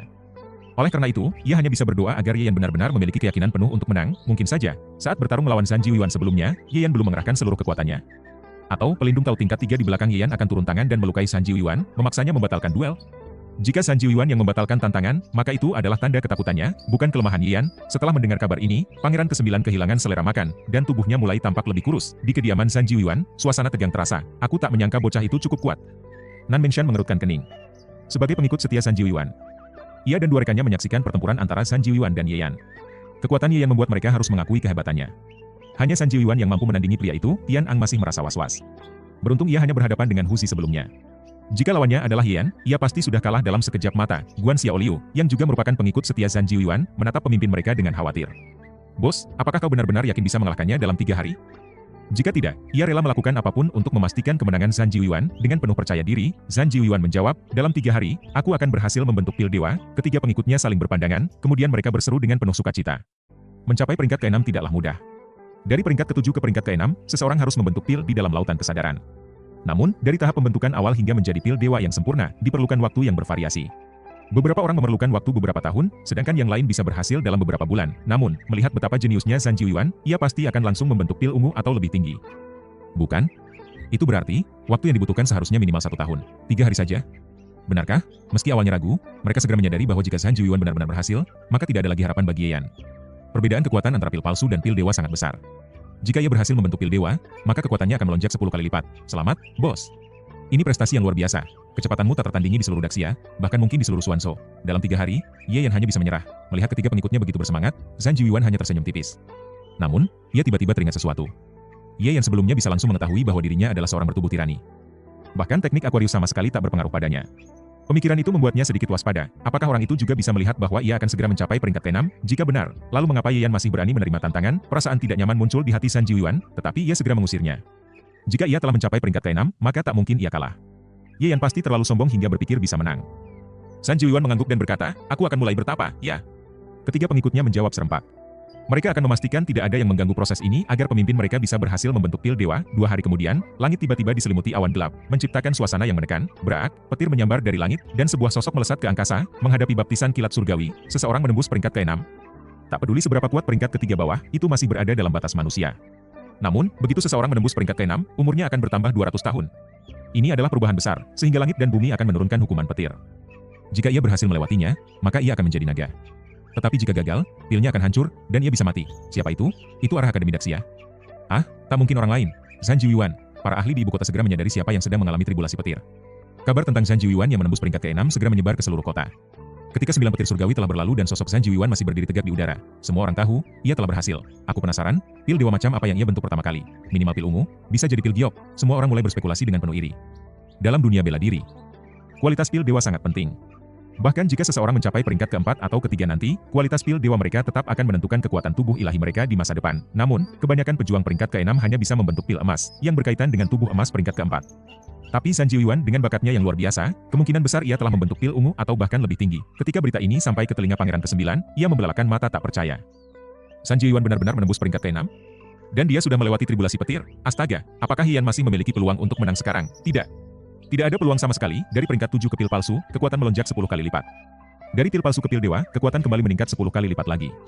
Itu berarti, peringkat ke-6 memiliki kekuatan 100 kali lipat lebih besar dibandingkan peringkat ke-7. Itulah mengapa perbedaan antara peringkat ketiga bawah dan peringkat ketiga tengah begitu besar. Pangeran ke-9 sebelumnya berpikir bahwa San Jiuan baru mulai membentuk pil palsu. Dengan bakatnya, ia pasti mengincar pil ungu, yang biasanya butuh waktu setahun untuk terbentuk. Tetapi bagaimana mungkin ia berhasil dalam waktu 3 hari saja? Sungguh monster. Dengan enggan, ia harus mengakui bahwa Zhang Jiuan adalah seorang jenius sejati. Jika ia terus berkembang, bukan hanya peringkat keempat, ia bahkan bisa menjadi ahli peringkat ketiga pertama dalam sejarah Daxia. Sayangnya, ia sudah bertaruh pada Ye Yan. Apakah ia harus menarik kembali dukungannya sekarang? Terlambat. Dengan wajah penuh kegelisahan, Pangeran ke-9 hanya bisa menatap kosong ke kejauhan, hatinya dipenuhi kecemasan. Ye Yan telah tiba. Ia sengaja bersantai selama 2 hari untuk memastikan pikirannya mencapai kondisi terbaik. Apakah Zhang Jiuan telah menembus batas? Tentu saja, itu sudah diperkirakan. Namun, itu tidak membuatnya khawatir. Baiklah, saatnya menembus peringkat 7. Ye Yan duduk bersila di halaman, mulai membuka lautan kesadarannya. Langkah pertama dalam memasuki peringkat 7 adalah membuka lautan dewa, sebuah samudra yang menampung kesadaran. Proses kultivasi di tingkat ini adalah memperluas lautan dewa sejauh mungkin. Lautan ini memiliki 9 tingkat, dan setiap tingkatan adalah batas yang harus ditembus agar bisa terus berkembang, ketika ia membentuk citra dewa teratai emas. Sebenarnya ia telah menggunakan kekuatan itu untuk membuka lautan dewa, tetapi saat itu prosesnya masih belum sempurna. Sekarang, dengan keyakinan penuh, ia hanya berkata pelan, "Buka." Sekejap, lautan dewa berguncang hebat dan mulai berkembang dengan dahsyat. 3 hari persiapan yang ia lakukan tidak sia-sia. Tidak ada penghalang, tidak ada hambatan. Orang lain mungkin akan berhati-hati karena ketidaktahuan, tetapi Ye yang sudah mengarungi tingkatan ini 9 kali di kehidupan sebelumnya. Bagi dirinya, ini hanyalah perjalanan yang telah ia lalui berkali-kali. Dengan terbukanya lautan dewa, dunia pun merespons. Hukum-hukum alam mengalir ke dalam tubuhnya, menyatu dengan darah, otot, dan tulangnya. Tubuh sumber dao yang ia miliki berkembang pesat. Kesempatan seperti ini sangat langka. Biasanya, kultivasi memerlukan bantuan harta karun surga dan bumi, tetapi saat ini, alam semesta sendiri yang memberinya kekuatan. Ye yang tidak ingin melewatkan manfaat ini sendirian. Wang Qingsui, Xiao Urong, Lin Danyan, Luo Yi, dan Husi semua duduk bersila di dekatnya, menyerap kelebihan energi yang tidak bisa ia serap sepenuhnya. Jika dibiarkan, energi ini akan terbuang sia-sia. Maka, lebih baik diberikan kepada mereka yang dekat dengannya. Bagi Ye Yan, ini hanya sebagian kecil dari berkah yang ia terima, tetapi bagi Wang Qingsui dan yang lainnya, ini adalah peluang luar biasa. Dalam waktu singkat, mereka telah membuka 5 meridian tambahan, sesuatu yang seharusnya memakan waktu berbulan-bulan untuk dicapai. Boom, tubuh Ye yang bergetar hebat. Ekspansi lautan dewa akhirnya berhenti. Lautan dewa telah terbuka. Ia telah mencapai peringkat 7, Ye yang menatap ke dalam dirinya sendiri. Lautan dewanya kali ini 3 kali lebih besar dibandingkan kehidupan sebelumnya. Sejak tingkat pencerahan hingga ketahabawaan, ia telah mencapai batas maksimal setiap tingkatan. Dengan tambahan kekuatan dari tubuh sumber dao, kemajuannya kali ini jauh lebih dahsyat. Ia bangkit. Mengepalkan tangan, lalu menghantam langit. Aura spiritual berkumpul di tinjunya, menciptakan gelombang kejut yang menyapu awan di langit. Tidak hanya itu, ia mencoba sesuatu yang lain. Kesadarannya berubah menjadi kepalan dan menghantam sebuah batu karang di halaman. Bang! Batu itu hancur berkeping-keping. Menghancurkan batu dengan kekuatan fisik bukanlah hal aneh, bahkan seorang kultivator peringkat bawah pun bisa melakukannya. Namun, menggunakan kesadaran untuk menghancurkan sesuatu, itu adalah hal yang hampir mustahil dilakukan di peringkat 7. Bahkan, tidak mustahil bagi kesadarannya untuk mengalahkan seseorang di peringkat 6, Ye yang tersenyum. Kesadarannya begitu kuat bukan hanya karena pengalaman jutaan tahun di sumber dao, tetapi juga karena citra dewa teratai emas yang menyelubungi kesadarannya dengan hukum tertinggi alam semesta. Kini, dengan lautan dewa yang terbuka, kesadarannya bisa menjangkau area hingga 500 zhang. Dalam radius ini, ia adalah penguasa absolut Tuan Muda Yan. Wang Qingsui dan yang lainnya menatapnya dengan mata berbinar. Sudah selesai. Secepat itu, Xiao Urong terpana. Baru saja kau duduk, sekarang sudah berdiri lagi, tapi Zhang Jiuan sudah menembus peringkat 6. Wang Qingsui mengerucutkan bibirnya. Percuma saja aku mengutuknya selama ini, hah, jadi kau juga membuat boneka jerami? Xiao Urong tertawa, membuat keduanya saling berpandangan penuh pengertian. Ye Yan hanya menggelengkan kepala. Dua wanita ini terlalu iseng. Namun, ia tidak sedikit pun khawatir. Peringkat 7 melawan peringkat 6 memang terdengar mustahil, apalagi melawan monster seperti Zhang Jiuan. Namun, bagi Ye Yan, ini bukan masalah. Saat Zhang Jiuan menembus peringkat 6, kekuatannya meningkat 10 kali lipat. Tapi Ye Yan, peningkatan kekuatannya lebih dari 10 kali lipat dibanding sebelum ia menembus peringkat 7. Ia hanya tersenyum dan berkata, tenang saja, 1 hari berlalu. Dan semua orang telah berkumpul di Gunung Taiqiong. Dua tokoh yang menjadi pusat perhatian adalah Zhang Jiuan, sang jenius nomor 1 di Daxia, serta Ye Yan, yang baru-baru ini menggemparkan dunia dengan keberaniannya menantang Zhang Jiuan. Namun, bagi banyak orang, hasil pertarungan ini sudah jelas. Zhang Jiuan telah mencapai peringkat 6, sebuah lompatan besar yang seharusnya mustahil dikalahkan oleh seseorang yang masih berada di peringkat 7. Kecuali, Ye Yan juga berhasil menembus batas dalam waktu 3 hari, tapi tidak ada tanda-tanda tribulasi petir. Itu berarti Ye Yan masih berada di tingkat sebelumnya. Bagaimana mungkin peringkat 7 bisa menang melawan peringkat 6? Di puncak gunung, Zhang Jiuan telah tiba lebih dulu. Jubah panjangnya berkibar di terpa angin pegunungan. Ia berdiri tegap, memancarkan aura yang menggetarkan. Bos, anak itu belum datang. Jangan-jangan dia takut, tanya Nan Menshan, salah satu pengikut setianya. Zhang Jiuan tersenyum ringan. Pertarungan dimulai saat tengah hari. Masih ada waktu, hei, dia datang, teriak Tian Ang tiba-tiba. Mata semua orang segera tertuju ke kaki gunung. Zhang Jiuan menajamkan pandangannya, dan seketika, semangat bertarungnya membara. Aura di sekelilingnya bergetar, begitu kuat hingga orang-orang di sekitarnya menahan napas. Sungguh kekuatan yang mengerikan. Pertarungan ini akan menjadi pertarungan yang tidak akan terlupakan oleh siapapun. Seberapa kuat sebenarnya peringkat ke-6? Di seluruh dinasti Xia besar, terdapat sekitar selusin ahli peringkat ke-4. Peringkat ke-5 lebih banyak, tetapi jumlahnya paling banyak hanya 100. Peringkat ke-6 tentu lebih banyak lagi, tetapi dengan bakat luar biasa seperti Zhang Jiuan, meskipun mungkin tidak bisa menandingi Ningdan tingkat 9, ia setidaknya masih bisa bertahan tanpa masalah. Dengan kata lain, hanya ada sekitar 100 orang di seluruh Xia yang bisa menekannya, dan usianya baru 20 tahun, masa depannya tak terhingga. Potensinya luar biasa. Di puncak gunung, Chu Yanran berdiri dengan penuh semangat. Dua pria bertarung karena dirinya. Melihat ke seluruh Xia, adakah wanita lain yang bisa menandingi pesonanya? Tentu saja, ini hanya kepercayaan diri yang berlebihan dari dirinya sendiri. Apakah Ye Yan dan Zhan Jiuan benar-benar bertarung karena dia? Tentu saja tidak. Zhan Jiuan mungkin mau membela kehormatannya, tetapi itu lebih karena harga dirinya. Tidak ada seorang pun yang boleh menipu atau menodai kehormatan Zhan Jiuan. Namun, bukan berarti dia tergila-gila pada Chu Yanran. Akan tetapi, kebanyakan orang tidak tahu kenyataannya. Mereka hanya tahu bahwa taruhan dalam duel ini adalah seorang wanita. Siapapun yang kalah harus menjauhi Chu Yanran. Karena itu, banyak pasang mata penuh iri memandang gadis itu, membuatnya semakin sombong. Dada tegak, penuh kebanggaan dan kepuasan. Di tengah kerumunan yang menunggu dengan penuh harap, 6 orang tiba dengan santai. Ye Yan, Hu Zi, Wang Fei, serta 4 gadis cantik lainnya. Pemandangan ini segera menarik perhatian semua orang. TSK, 4 wanita dengan pesona unik masing-masing berjalan bersama. Mata para penonton seolah tidak cukup untuk menikmati keindahan mereka. Mereka berpindah-pindah pandangan, takut melewatkan satu pun momen. Wang Qingsui dan Xiao Rong memang cantik, tetapi masih dalam batas wajar. Namun, Wang Fei dan Luo Yi begitu menawan hingga membuat banyak orang terdiam. Seakan tidak percaya bahwa ada wanita secantik mereka di dunia ini. Namun, hanya dalam beberapa saat, seluruh perhatian tertuju pada seorang wanita, sang putri, tak hanya paling cantik, tetapi juga paling menggoda. Pesonanya sungguh berbahaya. Siapa yang bisa menahan godaan pinggul yang bergoyang lembut itu? Melihat keempat wanita tersebut, lalu beralih pada Chu Yanran, orang-orang mulai meragukan sesuatu. Benarkah Ye yang bersaing dengan Zhan Jiuan demi Chu Yanran?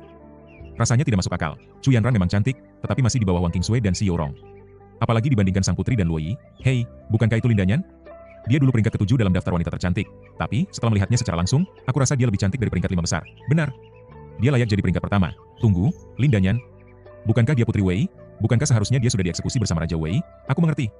Pasti Raja Wei yang mengatur ini, sehingga dia hanya menempati peringkat ke-7 dalam daftar kecantikan. Lupakan itu, yang ingin kutahu adalah bagaimana dia masih hidup. Apakah karena pria itu, mata semua orang beralih ke Ye Yan, penuh rasa iri yang mendalam, adalah hal luar biasa jika Lin Danyan berhasil lolos dari hukuman mati. Tetapi bukan hanya itu, dia juga tidak bersembunyi dan justru muncul terang-terangan di ibu kota.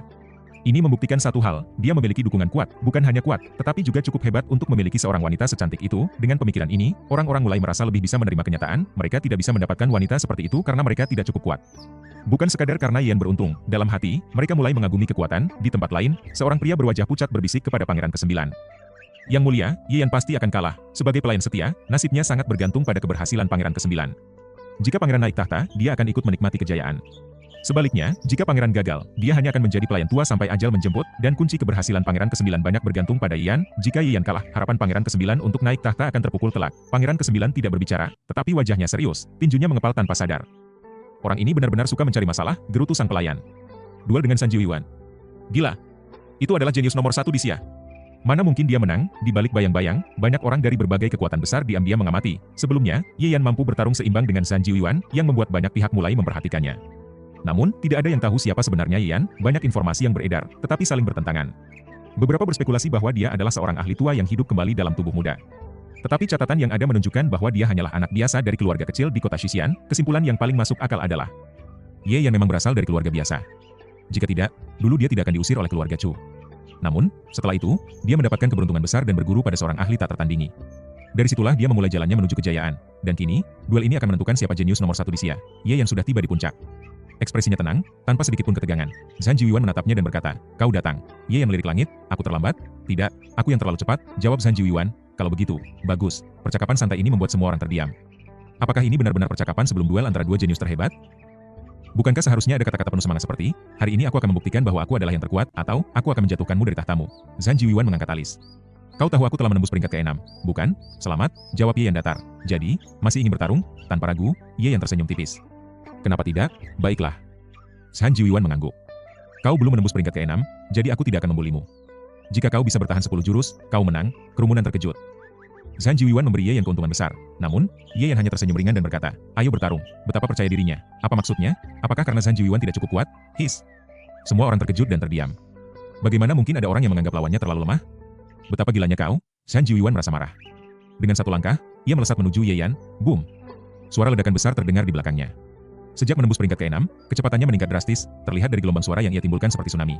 Ye Yan hanya tersenyum dan menyambutnya dengan tinju. Bang, 3 hari berlalu sejak pertarungan pertama mereka. Dan kini mereka kembali bentrok. Kali ini, benturan dahsyat itu menghasilkan percikan api yang menyilaukan. Tanah dan batu di sekitar mereka hancur berantakan, menciptakan debu yang membumbung seperti awan berbentuk jamur. Kemudian, dari dalam gumpalan debu itu, satu sosok terlihat terpental keluar. Apa? Saat semua orang melihat siapa yang terlempar, mereka tidak bisa mempercayai mata mereka sendiri. Bukan Ye Yan. Bukan Ye Yan. Bukan Ye Yan, dewa.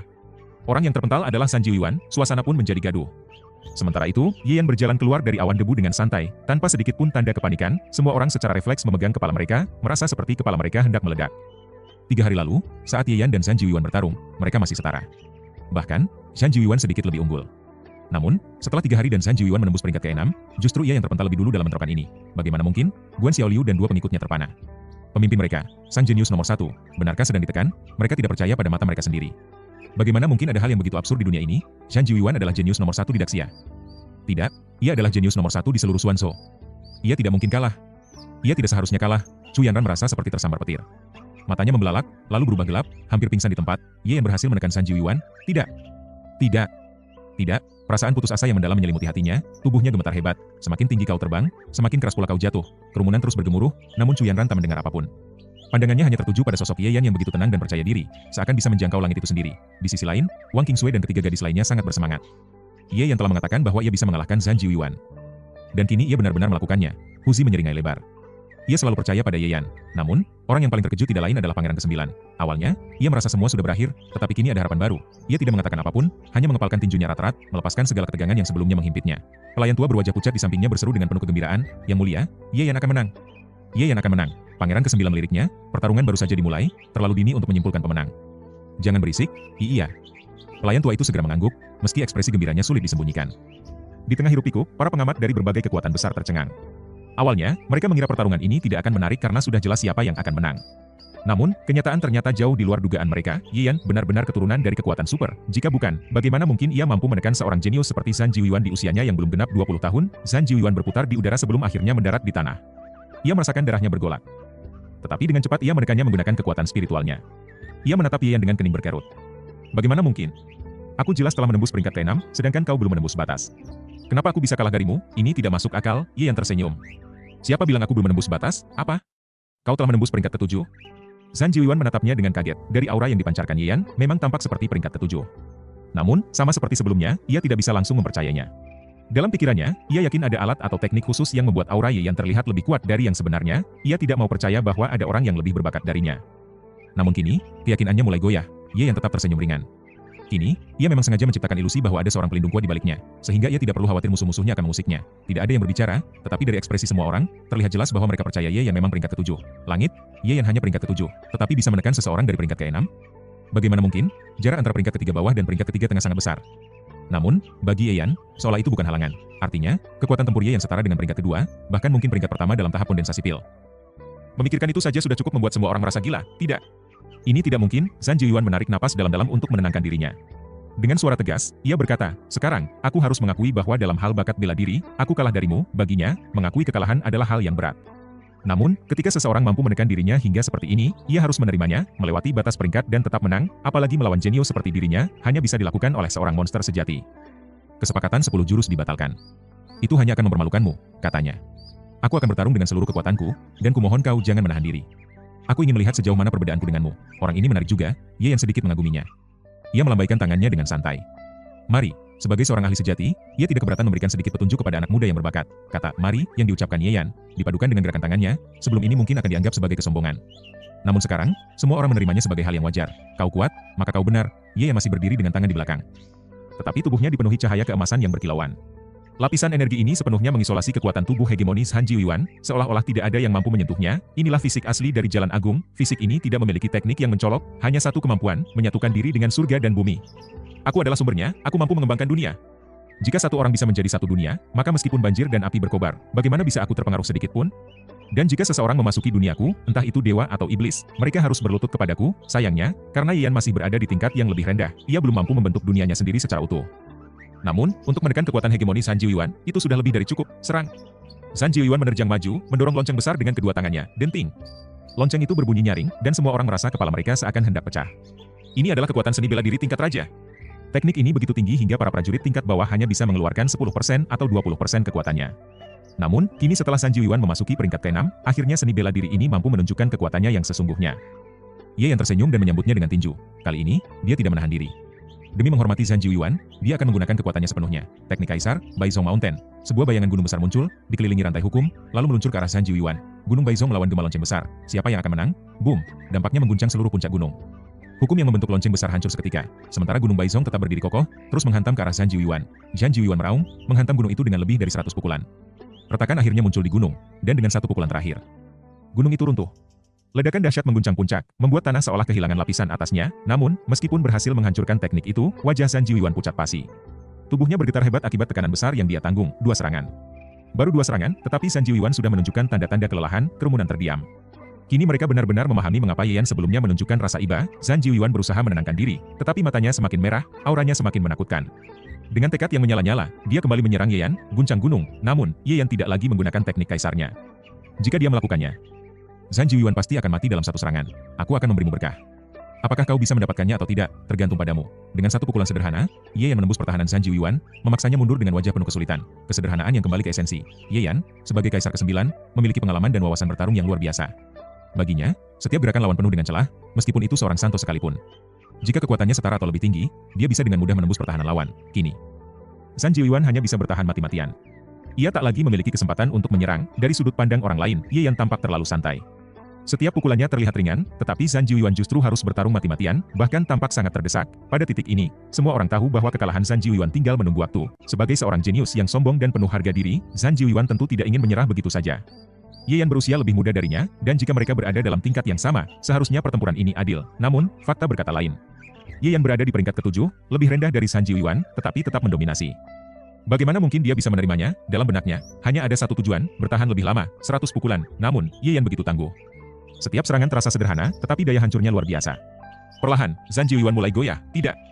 Aku tidak boleh kalah. Tiba-tiba, cahaya perak berkilauan dari mata Zhang Jiuan, menjalar ke seluruh tubuhnya. Aura kekuatannya melonjak ke tingkat baru. Melihat ini, Ye Yan tersenyum. Di bawah tekanan luar biasa, Zhang Jiuan akhirnya berhasil membangkitkan potensinya dan meningkatkan kekuatan tubuh hegemoninya. Ketika tubuh hegemoninya mencapai tahap sempurna, tubuhnya akan berubah hitam seperti baja. Saat ini, Zhang Jiuan baru berada pada tahap awal, berubah menjadi perak. Tapi, Bang, Ye Yan meninju sekali lagi, dan Zhang Jiuan langsung jatuh ke tanah. Di hadapan Ye Yan, sebesar apapun keunggulan fisik yang dimiliki lawan, tetaplah tak berarti. Zhang Jiuan menggertakkan giginya, bangkit dengan susah payah, lalu membungkuk dalam-dalam kepada Ye Yan. Terima kasih. Ia tahu bahwa perkembangan fisiknya terjadi karena tekanan yang diberikan oleh Ye Yan. Orang yang suatu hari bisa menjadi rivalnya di masa depan, justru membantunya tumbuh lebih kuat. Pikiran Ye Yan sungguh luas. Dengan penuh rasa hormat, Zhang Jiuan kembali berkata, mulai hari ini, pertunanganku dengan Chu Yanran dibatalkan. Mulai sekarang, aku tak ada hubungan lagi dengannya. Mendengar itu, Chu Yanran langsung jatuh pingsan. Semua orang menatap Chu Yanran dengan tatapan simpati. Diputuskan pertunangan di depan umum adalah penghinaan besar. Tak ada yang sanggup menahan rasa malu seperti itu. Namun, Zhang Jiuan sendiri adalah seorang jenius luar biasa dan pewaris balai pertempuran. Jika dia memilih untuk memutuskan pertunangan secara terbuka, siapa yang berani menentangnya? Tak heran jika Chu Yanran langsung pingsan, tak sanggup menahan tatapan mengejek dan simpati dari orang-orang di sekelilingnya. Pertarungan antara Ye Yan dan Zhang Jiuan pun resmi diumumkan. Pemenangnya adalah Ye Yan. Dia adalah jenius terkuat di Daxia, lebih muda dan lebih kuat. Zhang Jiuan menerima kekalahannya dengan lapang dada. Dia mengepalkan tangan ke arah Ye Yan dan berkata, mohon bimbinganmu di masa depan. Ye Yan hanya tersenyum. Seorang kaisar takkan memberikan bimbingan semudah itu. Sebelumnya, dia sengaja menekan Zhang Jiuan untuk membantunya meningkatkan kekuatan fisiknya. Namun, untuk terus memberi bimbingan, itu bukan urusannya. Bahkan seorang ahli tingkat 4 seperti Hyuan harus menukar harta langka untuk mendapatkan nasihat darinya. Zhang Jiuan sudah mendapat keuntungan besar dari pertarungan ini. Dan sekarang masih ingin terus mengambil manfaat gratis? Tujuan Ye Yan telah tercapai. Zhang Jiuan sendiri yang memutuskan pertunangan. Dengan kepribadian dan harga dirinya, mustahil dia akan menarik kembali kata-katanya. Dengan kemenangan Ye Yan dan kekalahan Zhang Jiuan, siapa lagi yang berani mendekati Chu Yanran? Siapapun yang berani mendekatinya harus siap menghadapi murka dua orang ini. Aku bilang kau akan membusuk di lumpur, dan aku tidak akan mengingkari janji. Ye Yan berbalik dan kembali ke akademi bersama si Mei. Saat berita tersebar, seluruh ibu kota pun gempar. Tak ada yang menyangka akan ada perubahan drastis seperti ini. Zhang Jiuan kalah. Dia kalah dari seseorang yang lebih muda darinya, dan harus menyerahkan gelar jenius nomor 1 Daxia. Namun, yang lebih mengejutkan adalah terungkapnya tingkat kultivasi Ye Yan ke dunia luar. Dia baru memasuki tingkat 7, Guan Shenhai, tingkat 7 bisa melawan tingkat 6. Bahkan mengalahkan jenius sehebat Zhang Jiuan. Ini benar-benar mengguncang aturan dalam dunia seni bela diri. Banyak yang mulai berspekulasi bahwa Ye Yan pasti berasal dari sekte besar. Jika bukan pewaris kekuatan tingkat 3 atau bahkan tingkat 2, bagaimana mungkin dia memiliki kekuatan sehebat ini? Sehari kemudian, Si Yorong datang menemui Ye Yan. Tuan Muda Yan, keluarga Nangong telah menyerahkan properti seperti yang dijanjikan. Kakek berkata, kau berhak mendapatkan bagianmu. Ye Yan hanya mengangguk santai. Saat ini, dia masih memiliki harta dari Hyuan yang belum ia manfaatkan, jadi dia tidak terburu-buru mengurus masalah uang. Kakek tahu kau telah datang ke ibu kota, jadi dia memberikan 5 toko di Pavilion di ibu kota kepadamu. Lanjut Si Yorong, wajahnya sedikit memerah. Dalam suratnya, si Qianyu bahkan bercanda bahwa ini bisa menjadi bagian dari mas kawinnya. Gadis itu tak bisa menahan perasaan berdebar dan matanya sedikit berbinar. Namun, ia segera menenangkan pikirannya dan berkata, Tuan Muda Yan, izinkan aku mengantarmu melihat toko utamamu. Ye Yan berpikir sejenak. Karena ini sudah menjadi miliknya, tidak ada salahnya melihat-lihat. Baiklah, jawabnya. Mendengar Ye Yan pergi, sang putri pasti ingin ikut. Untungnya, Wang Qingsui sedang mengikuti kelas, sehingga tidak bisa ikut campur. Luo Yi juga sudah kembali ke tempat tinggalnya sendiri dan tidak tahu apa-apa. Lagi pula, dengan sifatnya yang pemalu dan pengecut, dia tidak akan berani mengikuti mereka. Bertiga mereka meninggalkan akademi, dipandu oleh Xiao Urong menuju Diao Pavilion. Setelah berjalan sekitar setengah jam, mereka akhirnya tiba di toko utama Diao Pavilion. Ibu kota sangat luas, dan Diao Pavilion memiliki beberapa cabang, tetapi yang mereka tuju ini adalah pusat utama yang kini menjadi milik Yan. Sebagai pemilik baru, dia hanya perlu duduk santai dan menghitung keuntungan. Xiao Urong dan Lin Danyan, sebagai dua wanita cantik, tentu saja menarik perhatian banyak orang. Namun, mereka sama sekali tidak peduli. Di mata mereka, hanya ada Yan, dan orang lain sama sekali tidak ada artinya. Toko utama Diao Pavilion sangat luas. Sebuah deretan anak tangga panjang mengarah ke pintu masuk. Dan ketika sampai di sana, tingginya hampir setara dengan bangunan 2 lantai. Para pejalan kaki di jalan bahkan terlihat seperti berada di bawah kaki mereka. Saat Ye Yan hendak masuk, seorang pemuda berpakaian mewah berjalan keluar dengan langkah arogan. Tatapan pemuda itu bertemu dengan Ye Yan, dan tanpa niat menghindar, dia langsung berkata, "Minggir, bagaimana cara bicaramu?" Xiao Urong langsung menegur. Ini bukan hanya tentang sopan santun, tetapi juga karena toko ini kini milik Ye Yan. Bagaimana mungkin ada orang yang berani berbicara seperti itu kepada pemiliknya sendiri? Namun, saat pemuda itu melihat kecantikan Xiao Urong, dia seketika terpesona, hingga tak sanggup berbicara. "Cepat menyingkirlah." Xiao Urong menegur lagi dengan tegas. Pemuda itu refleks menepi. Ye Yan dan kedua wanita itu pun melewatinya, tetapi setelah mereka melangkah, pemuda itu tiba-tiba sadar dan segera mengejar mereka. Dia lalu berdiri di hadapan mereka dan berkata dengan penuh percaya diri, "Namaku Guhan. Paman saya, Gu Kongxi, adalah pengelola toko ini. Jika dua nona cantik ini ingin membeli obat, saya bisa memberi harga terbaik." Jelas sekali dia sedang mencoba menarik perhatian mereka. Dengan gaya bicara seperti ini, dia pasti sering menggunakan taktik yang sama untuk merayu wanita. Namun, Ye Yan hanya mengernyit. Bukankah ini merugikan pemilik toko? Dan sekarang, pemilik toko itu adalah dirinya sendiri. Jadi, pemuda ini secara tidak langsung telah menipunya. Ye Yan tersenyum dingin dan berkata, "Aku ingin membeli banyak pil pengumpul roh tingkat 6. Berapa harga terendah yang bisa kau berikan padaku?" Guhan memandang Ye Yan dengan jijik. Dia tak suka orang yang mengganggunya saat sedang mencoba merayu wanita. Namun, karena Ye Yan datang bersama dua wanita cantik ini, dia tak berani langsung bersikap kasar. Maka, dia berkata, "Harga normalnya adalah 100.000 batu roh kelas rendah. Aku bisa memberimu setengah harga." Setengah harga, wajah Ye Yan menjadi dingin. Meskipun bisnis alkimia sangat menguntungkan, membiarkan alkemis bekerja tanpa upah tentu saja tidak masuk akal. Jika dia memberikan harga setengahnya kepada seseorang yang baru ditemuinya, lalu berapa harga untuk kenalannya? 40%. 30%, Ye Yan tak berkata apa-apa lagi. Dia melambaikan tangannya memanggil seorang pegawai. "Panggilkan menir toko kalian." Guhan terkekeh dan berkata dengan arogan, "Tak perlu repot-repot. Aku bisa mengatur semuanya di sini." Melihat bahwa pelayan toko masih berdiri di tempatnya, Ye Yan kembali berkata, "Pergi panggil menir toko kalian ke sini." Pelayan itu belum sempat menjawab, tetapi Guhan menyela dengan nada mencemooh, "Apa kau sakit jiwa? Aku sudah bilang, aku yang berhak mengambil keputusan di tempat ini, kau?" Ye Yan menggelengkan kepala, lalu menampar wajah Guhan. Meskipun ia tidak mengerahkan tenaga, pukulan itu sudah cukup membuat Guhan, yang lemah dan sombong, terlempar ke tanah. Seketika, semua pelayan toko menoleh ke arah mereka, dan seseorang segera pergi memanggil penjaga toko. Sebagai toko besar, tentu ada pengawal kuat yang menjaga agar tak ada yang membuat keributan. Guhan merangkak bangun sambil menutupi pipinya yang membengkak dengan tangan kanan. Wajahnya menunjukkan ekspresi kebencian yang ingin menelan Ye Yan hidup-hidup. Ia menunjuk Ye Yan dan berteriak, "Berani-beraninya kau menamparku?" Ye Yan hanya mengulurkan tangan, meraih jari-jari Guhan, lalu melipatnya dengan mudah. "Ah!" Guhan menjerit kesakitan. Keempat jarinya patah, dan rasa sakit yang luar biasa membuat air matanya mengalir deras. Tanpa sedikit pun menoleh ke arah Guhan, Ye Yan mendorongnya ke samping dengan santai. Ia lalu menatap pelayan sebelumnya dan berkata, "Aku bilang, panggil menir toko kalian." "Apakah kau tidak punya telinga?" Suara Ye Yan terdengar ringan, tetapi tekanan luar biasa menyelimuti udara, membuat pelayan itu tak kuasa menolak. Dengan keringat dingin mengalir di pelipisnya, pelayan itu segera berlari pergi untuk memanggil atasannya. Tak lama kemudian, seorang pria paruh baya berusia 50-an muncul. Langkahnya mantap, menunjukkan wibawa yang terbentuk dari pengalaman panjang dalam kepemimpinan. Bersamaan dengan itu, para penjaga toko juga mulai bermunculan. Namun, tidak ada yang mencapai tingkat ke-6, biasanya, seorang penjaga tingkat 7 sudah cukup untuk melindungi toko. Para ahli tingkat 6 atau 5 jarang menimbulkan masalah. Karena mereka memiliki reputasi yang harus dijaga, pria paruh baya itu adalah Gu Kongxi, menir toko. Begitu melihat keponakannya dengan wajah bengkak, ia langsung mendengus marah. "Berani sekali kau membuat keributan di Diao Pavilion." Guhan, yang merasa mendapat dukungan, kembali berteriak, "Kau tamat. Kau benar-benar sudah mati kali ini." Ye Yan tetap tenang dan menatap Gu Kongxi. "Kau hanyalah pengelola toko ini, apakah kau benar-benar menganggap tempat ini sebagai milik pribadi keluarga Gu?" Gu Kongxi terhenyak. Namun, melihat Ye Yan masih muda dan berpakaian sederhana, ia segera tenang kembali. "Tangkap dia," perintahnya kepada para penjaga. "Siapa yang berani?" Suara lantang Xiao Urong tiba-tiba terdengar. Ia berjalan ke depan Ye Yan sambil mengangkat sebuah token bertuliskan huruf B. Sekilas, Gu Kongxi tidak peduli. Namun, saat ia menyadari arti dari token itu, wajahnya langsung pucat. Dalam sistem Diao Pavilion, peringkat kekuasaan terbagi jelas. Pemilik dan para pemimpin utama berada di peringkat A.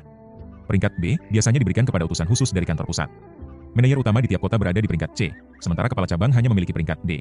Sekarang, di hadapannya, Xiao Urong memegang token peringkat B.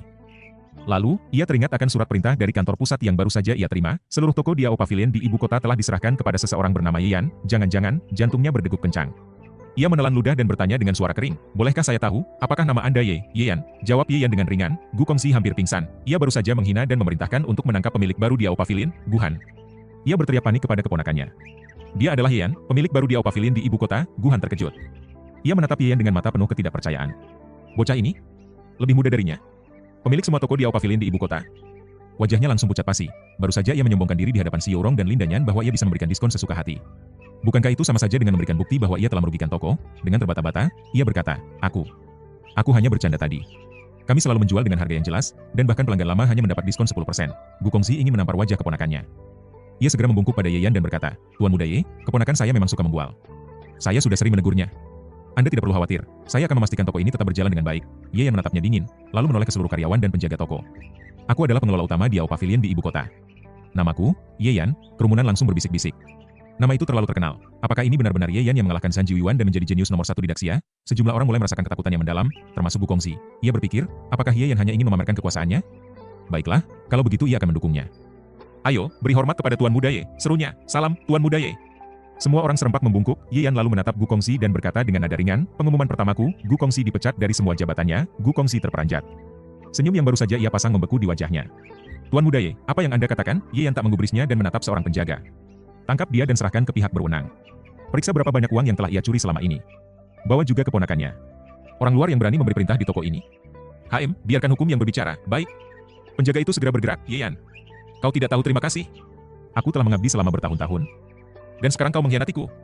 Gu Kongxi berteriak sambil meronta, tetapi sia-sia. Tak lama kemudian, suara makiannya menghilang. Ye Yan bertepuk tangan dan berkata, baiklah, semua kembali bekerja. Bisnis tetap berjalan seperti biasa. Begitu Ye Yan mengambil alih sebagai kepala toko, semua orang langsung menyadari betapa berbahayanya meremehkan dirinya.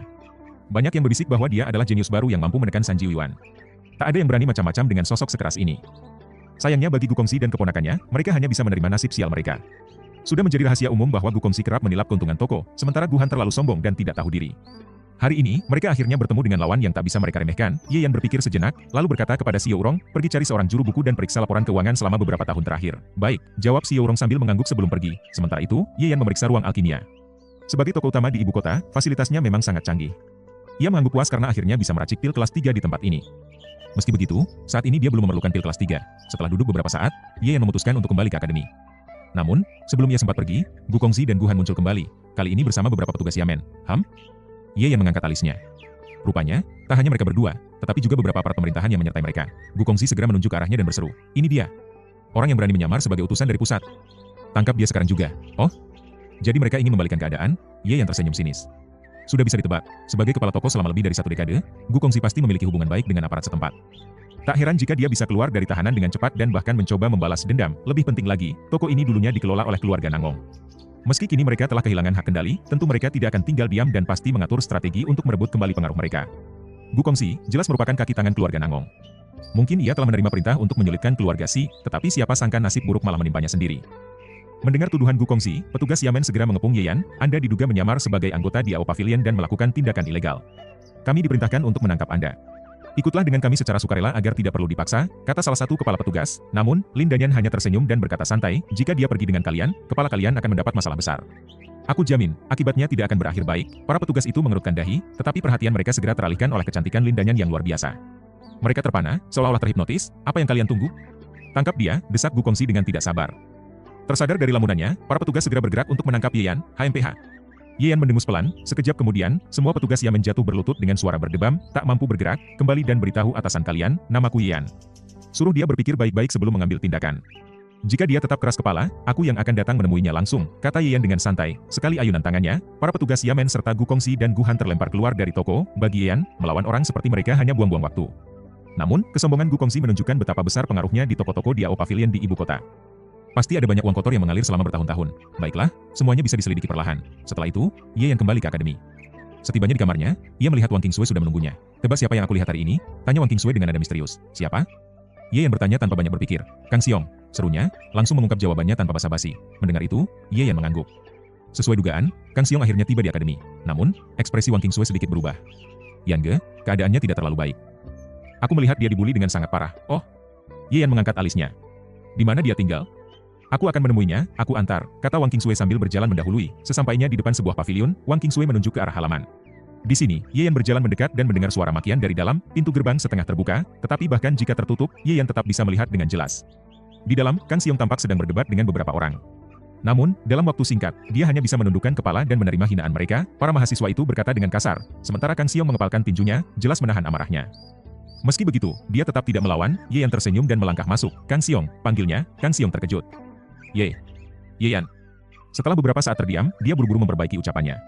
Ketua Ye, para mahasiswa yang tadi menghina Kang Xiong ingin memarahi Ye Yan karena masuk tanpa izin. Tetapi sebelum sempat bicara, mereka semua terdiam. Ye Yan tertawa lepas.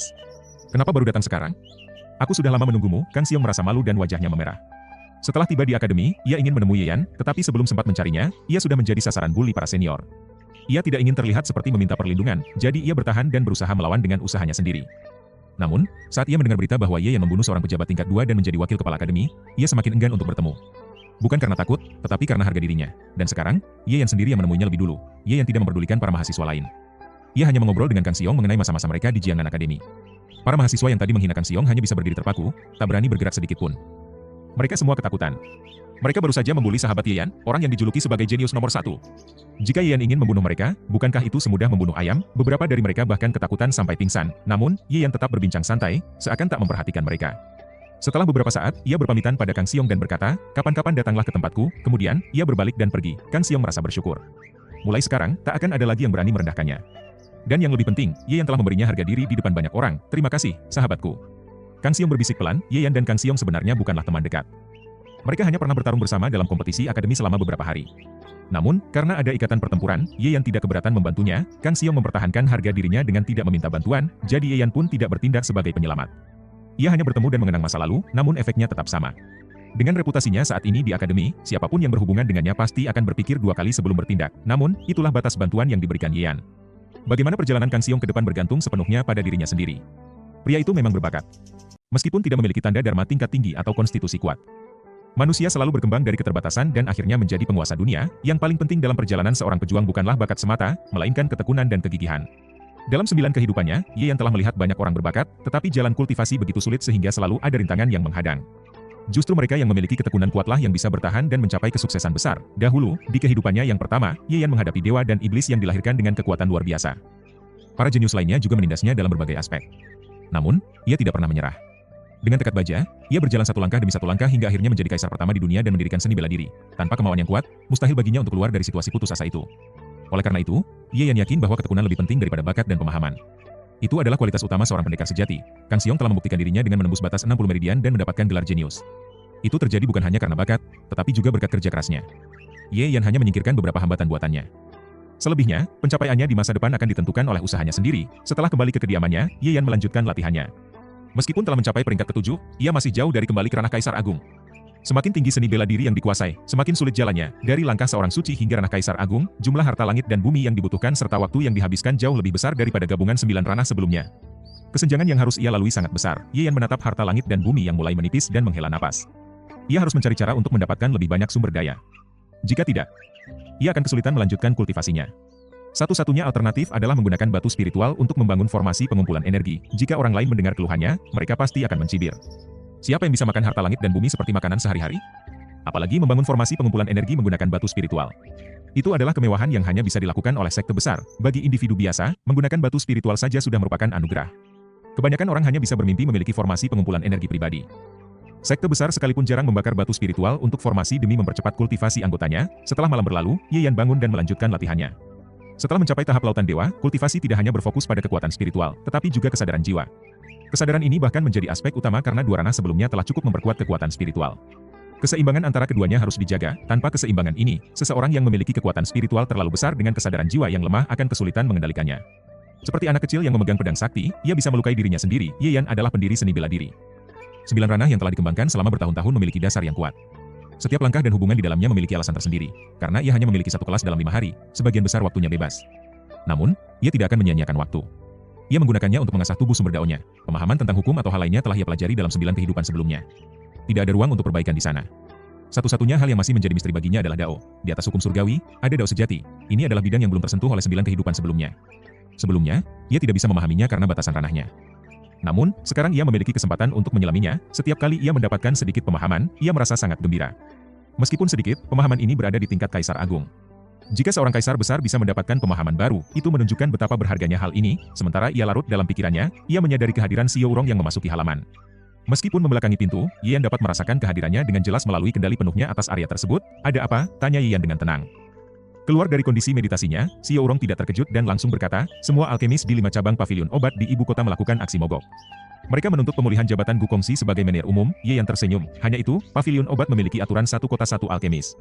Artinya, semua pil obat di ibu kota dibuat oleh para alkemis setempat dan tidak bisa didatangkan dari daerah lain, jelas Xiao Urong.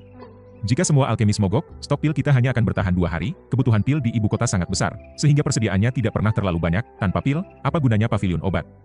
Haruskah mereka beralih menjual sayur? Tidak masalah, kata Yan santai. Ayo pergi ke pavilion obat, kali ini kita akan menyelesaikan masalah ini sepenuhnya. Xiao Urong menatapnya dengan heran. Pengaruh Gu Kongxi di kalangan alkemis di ibu kota sudah terbentuk lama. Bagaimana Yan akan mengatasinya? Namun, ia mempercayai Yan tanpa ragu dan mengangguk. Baik, mereka pun berangkat. Lin dan Yan juga ikut serta, dan bertiga menuju ke markas pavilion obat. Sesampainya di sana, mereka melihat hampir semua alkemis ibu kota telah berkumpul. Mereka tidak membuat pil, hanya duduk diam di aula utama, sehingga pelanggan yang ingin membeli pil pun terpaksa menghentikan niatnya. Begitu Yan masuk, para alkemis itu langsung berdiri. Wajah mereka dipenuhi kemarahan. Kembalikan posisi menir toko kepada Gu Kongxi. Kami tidak peduli jika kau datang ke sini hanya untuk mencari nama, tapi begitu kau muncul, menir Gu langsung disingkirkan. Kami tidak bisa menerima ini. Hari ini kau bisa menyingkirkan menir Gu, besok kau bisa menginjak hak-hak kami juga. Kami tidak setuju. Beberapa alkemis berteriak di tengah kerumunan, menyulut kemarahan massa. Dengan cepat, suara protes menggema di seluruh ruangan. Tidak setuju, tidak setuju, tidak setuju. Sebagian besar alkemis sebenarnya hanya dimanfaatkan. Setelah emosinya diprovokasi, mereka pun ikut membantu kelompok yang ingin membuat kerusuhan. Orang-orang seperti ini mudah terpengaruh, dan begitu semangat mereka tersulut, mereka menjadi semakin agresif. Ye Yan hanya melirik mereka sekilas sebelum berbicara dengan tenang. Ikuti aku. Para alkemis terdiam sesaat. Orang-orang kepercayaan Gu Kongxi yang selama ini memprovokasi pun saling pandang dengan kebingungan. Dalam situasi seperti ini, bukankah Ye Yan seharusnya panik dan segera berusaha meredam situasi dengan janji-janji, mengikuti dia? Kemana? Apa dia akan menyerahkan kami ke pemerintah? Kau mau membawa kami kemana? Seseorang berteriak. Apa kau ingin menyerahkan kami ke pihak berwenang? Kawan-kawan, kita tidak boleh membiarkan dia bertindak sesukanya. Namun, meski beberapa orang masih mencoba memprovokasi, banyak alkemis yang tetap diam. Ye Yan tidak menuju keluar gedung, melainkan berjalan ke arah ruangan di bagian dalam. Hah? Ini bukan arah keluar menuju pemerintah. Semua orang saling pandang. Beberapa orang yang penasaran mulai mengikuti dari belakang, lalu semakin banyak yang ikut karena rasa ingin tahu. Ye Yan memasuki area khusus pembuatan pil dan memilih salah satu ruangan. Ia mengeluarkan beberapa bahan obat langka dari penyimpanan pribadinya, lalu meminta Xiao Urong membawa tambahan bahan pendukung. Sekarang, aku akan meracik pil tingkat 3 bernama, pil 3 putaran pencerahan, kata Ye Yan tenang. Tanpa menunggu reaksi mereka, ia mulai mempersiapkan prosesnya. Semua orang tercengang. Apa? Pil tingkat 3, napas para alkemis memburu, mata mereka berbinar-binar penuh gairah. Bagi seorang pejuang, impian terbesar adalah menjadi kuat. Hal yang sama berlaku bagi alkemis, impian mereka adalah menjadi ahli alkimia tingkat tinggi. Namun, para alkemis yang ada di sini hanyalah tingkat 6 dan 5. Tingkat 3. Itu sudah di luar jangkauan mereka. Bahkan di antara 4 keluarga besar pengobatan bumi, hanya ada satu alkemis tingkat 4. Di seluruh Daxia, belum pernah ada alkemis tingkat 3. Tapi sekarang, Ye yang mengaku bisa meraciknya. Beberapa orang kepercayaan Gu Kongxi segera bereaksi. Jangan percaya dia. Mana mungkin seseorang semuda dia bisa meracik pil tingkat 3? Ya. Paling-paling dia hanya akan mencampur bahan acak lalu menipu kita. Jangan tertipu. Namun, kali ini, sebagian besar alkemis tidak mudah diprovokasi. Mereka menggelengkan kepala dan beberapa bahkan membalas dengan tegas. Apa dia berhasil atau tidak, kita bisa melihat sendiri. Benar. Kami memang tidak bisa meracik pil tingkat 3. Tapi kami bisa menilai hasilnya. Diamlah dan jangan mengganggu. Di bawah tekanan massa, para provokator itu akhirnya terpaksa tutup mulut. Sementara itu, Ye Yan tidak peduli dan mulai meracik pil. Jika masih berada di tingkat 8, batasnya hanya sampai pil tingkat 4. Ini karena untuk meracik pil tingkat 3, seseorang harus memahami hukum alam, dan tanpa kesadaran spiritual yang cukup, mengendalikan hukum akan sangat sulit. Tapi sekarang, setelah mencapai tingkat 7, itu bukan masalah lagi. Dengan tangan terampil, ia melempar bahan-bahan ke dalam tungku satu persatu, mengendalikan nyala api dengan presisi. Lalu, dengan gerakan santai, ia menjentikkan jarinya dan sebuah pola hukum muncul. Langsung menyatu dengan tungku pil. Astaga, hukum peleburan. Ini benar-benar pil tingkat 3. Para alkemis hampir kehilangan akal sehat mereka karena terkejut. Mata mereka penuh kekaguman dan kegilaan, seolah melihat dewa di hadapan mereka. Saat ini, Ye Yan bukan lagi manusia di mata mereka, dia adalah entitas suci yang turun ke dunia. Beberapa orang kepercayaan Gu Kongxi hanya bisa terpaku, tidak mampu berkata-kata. Mereka tidak pernah membayangkan bahwa Ye Yan benar-benar seorang alkemis tingkat 3. Apa yang bisa mereka katakan sekarang? Jika mereka berani mengganggu proses ini, mereka akan dihajar oleh alkemis lain sampai babak belur. Kabar ini menyebar cepat, dan dalam waktu singkat, banyak orang dari berbagai faksi bergegas ke pavilion pengobatan bumi setelah mendengar berita tersebut. Mereka semua datang dengan skeptisisme. Tidak mungkin ada alkemis tingkat 3 di Daxia. Tapi begitu tiba, mereka melihat bagaimana para alkemis di sana menatap Ye Yan dengan mata berbinar dan penuh hormat. Saat itu juga, mereka tahu berita ini bukan bohong. Semua orang gemetar karena kegembiraan. Daxia tidak memiliki alkemis tingkat 3 ataupun pil tingkat 3, tapi sekarang, seorang alkemis tingkat 3 benar-benar muncul. Ini adalah peristiwa yang akan mengguncang seluruh negeri. Bahkan, jika Ye Yan benar-benar berhasil menyelesaikan pilnya, Jiwan Sek pasti akan segera mengirim orang untuk menjemputnya dengan penuh kehormatan. Zhan Jiwan, yang baru saja mendengar berita ini, tidak bisa menahan diri untuk tidak menggertakkan giginya. Di bidang bela diri, ia masih memiliki kepercayaan diri untuk menyaingi Ye Yan.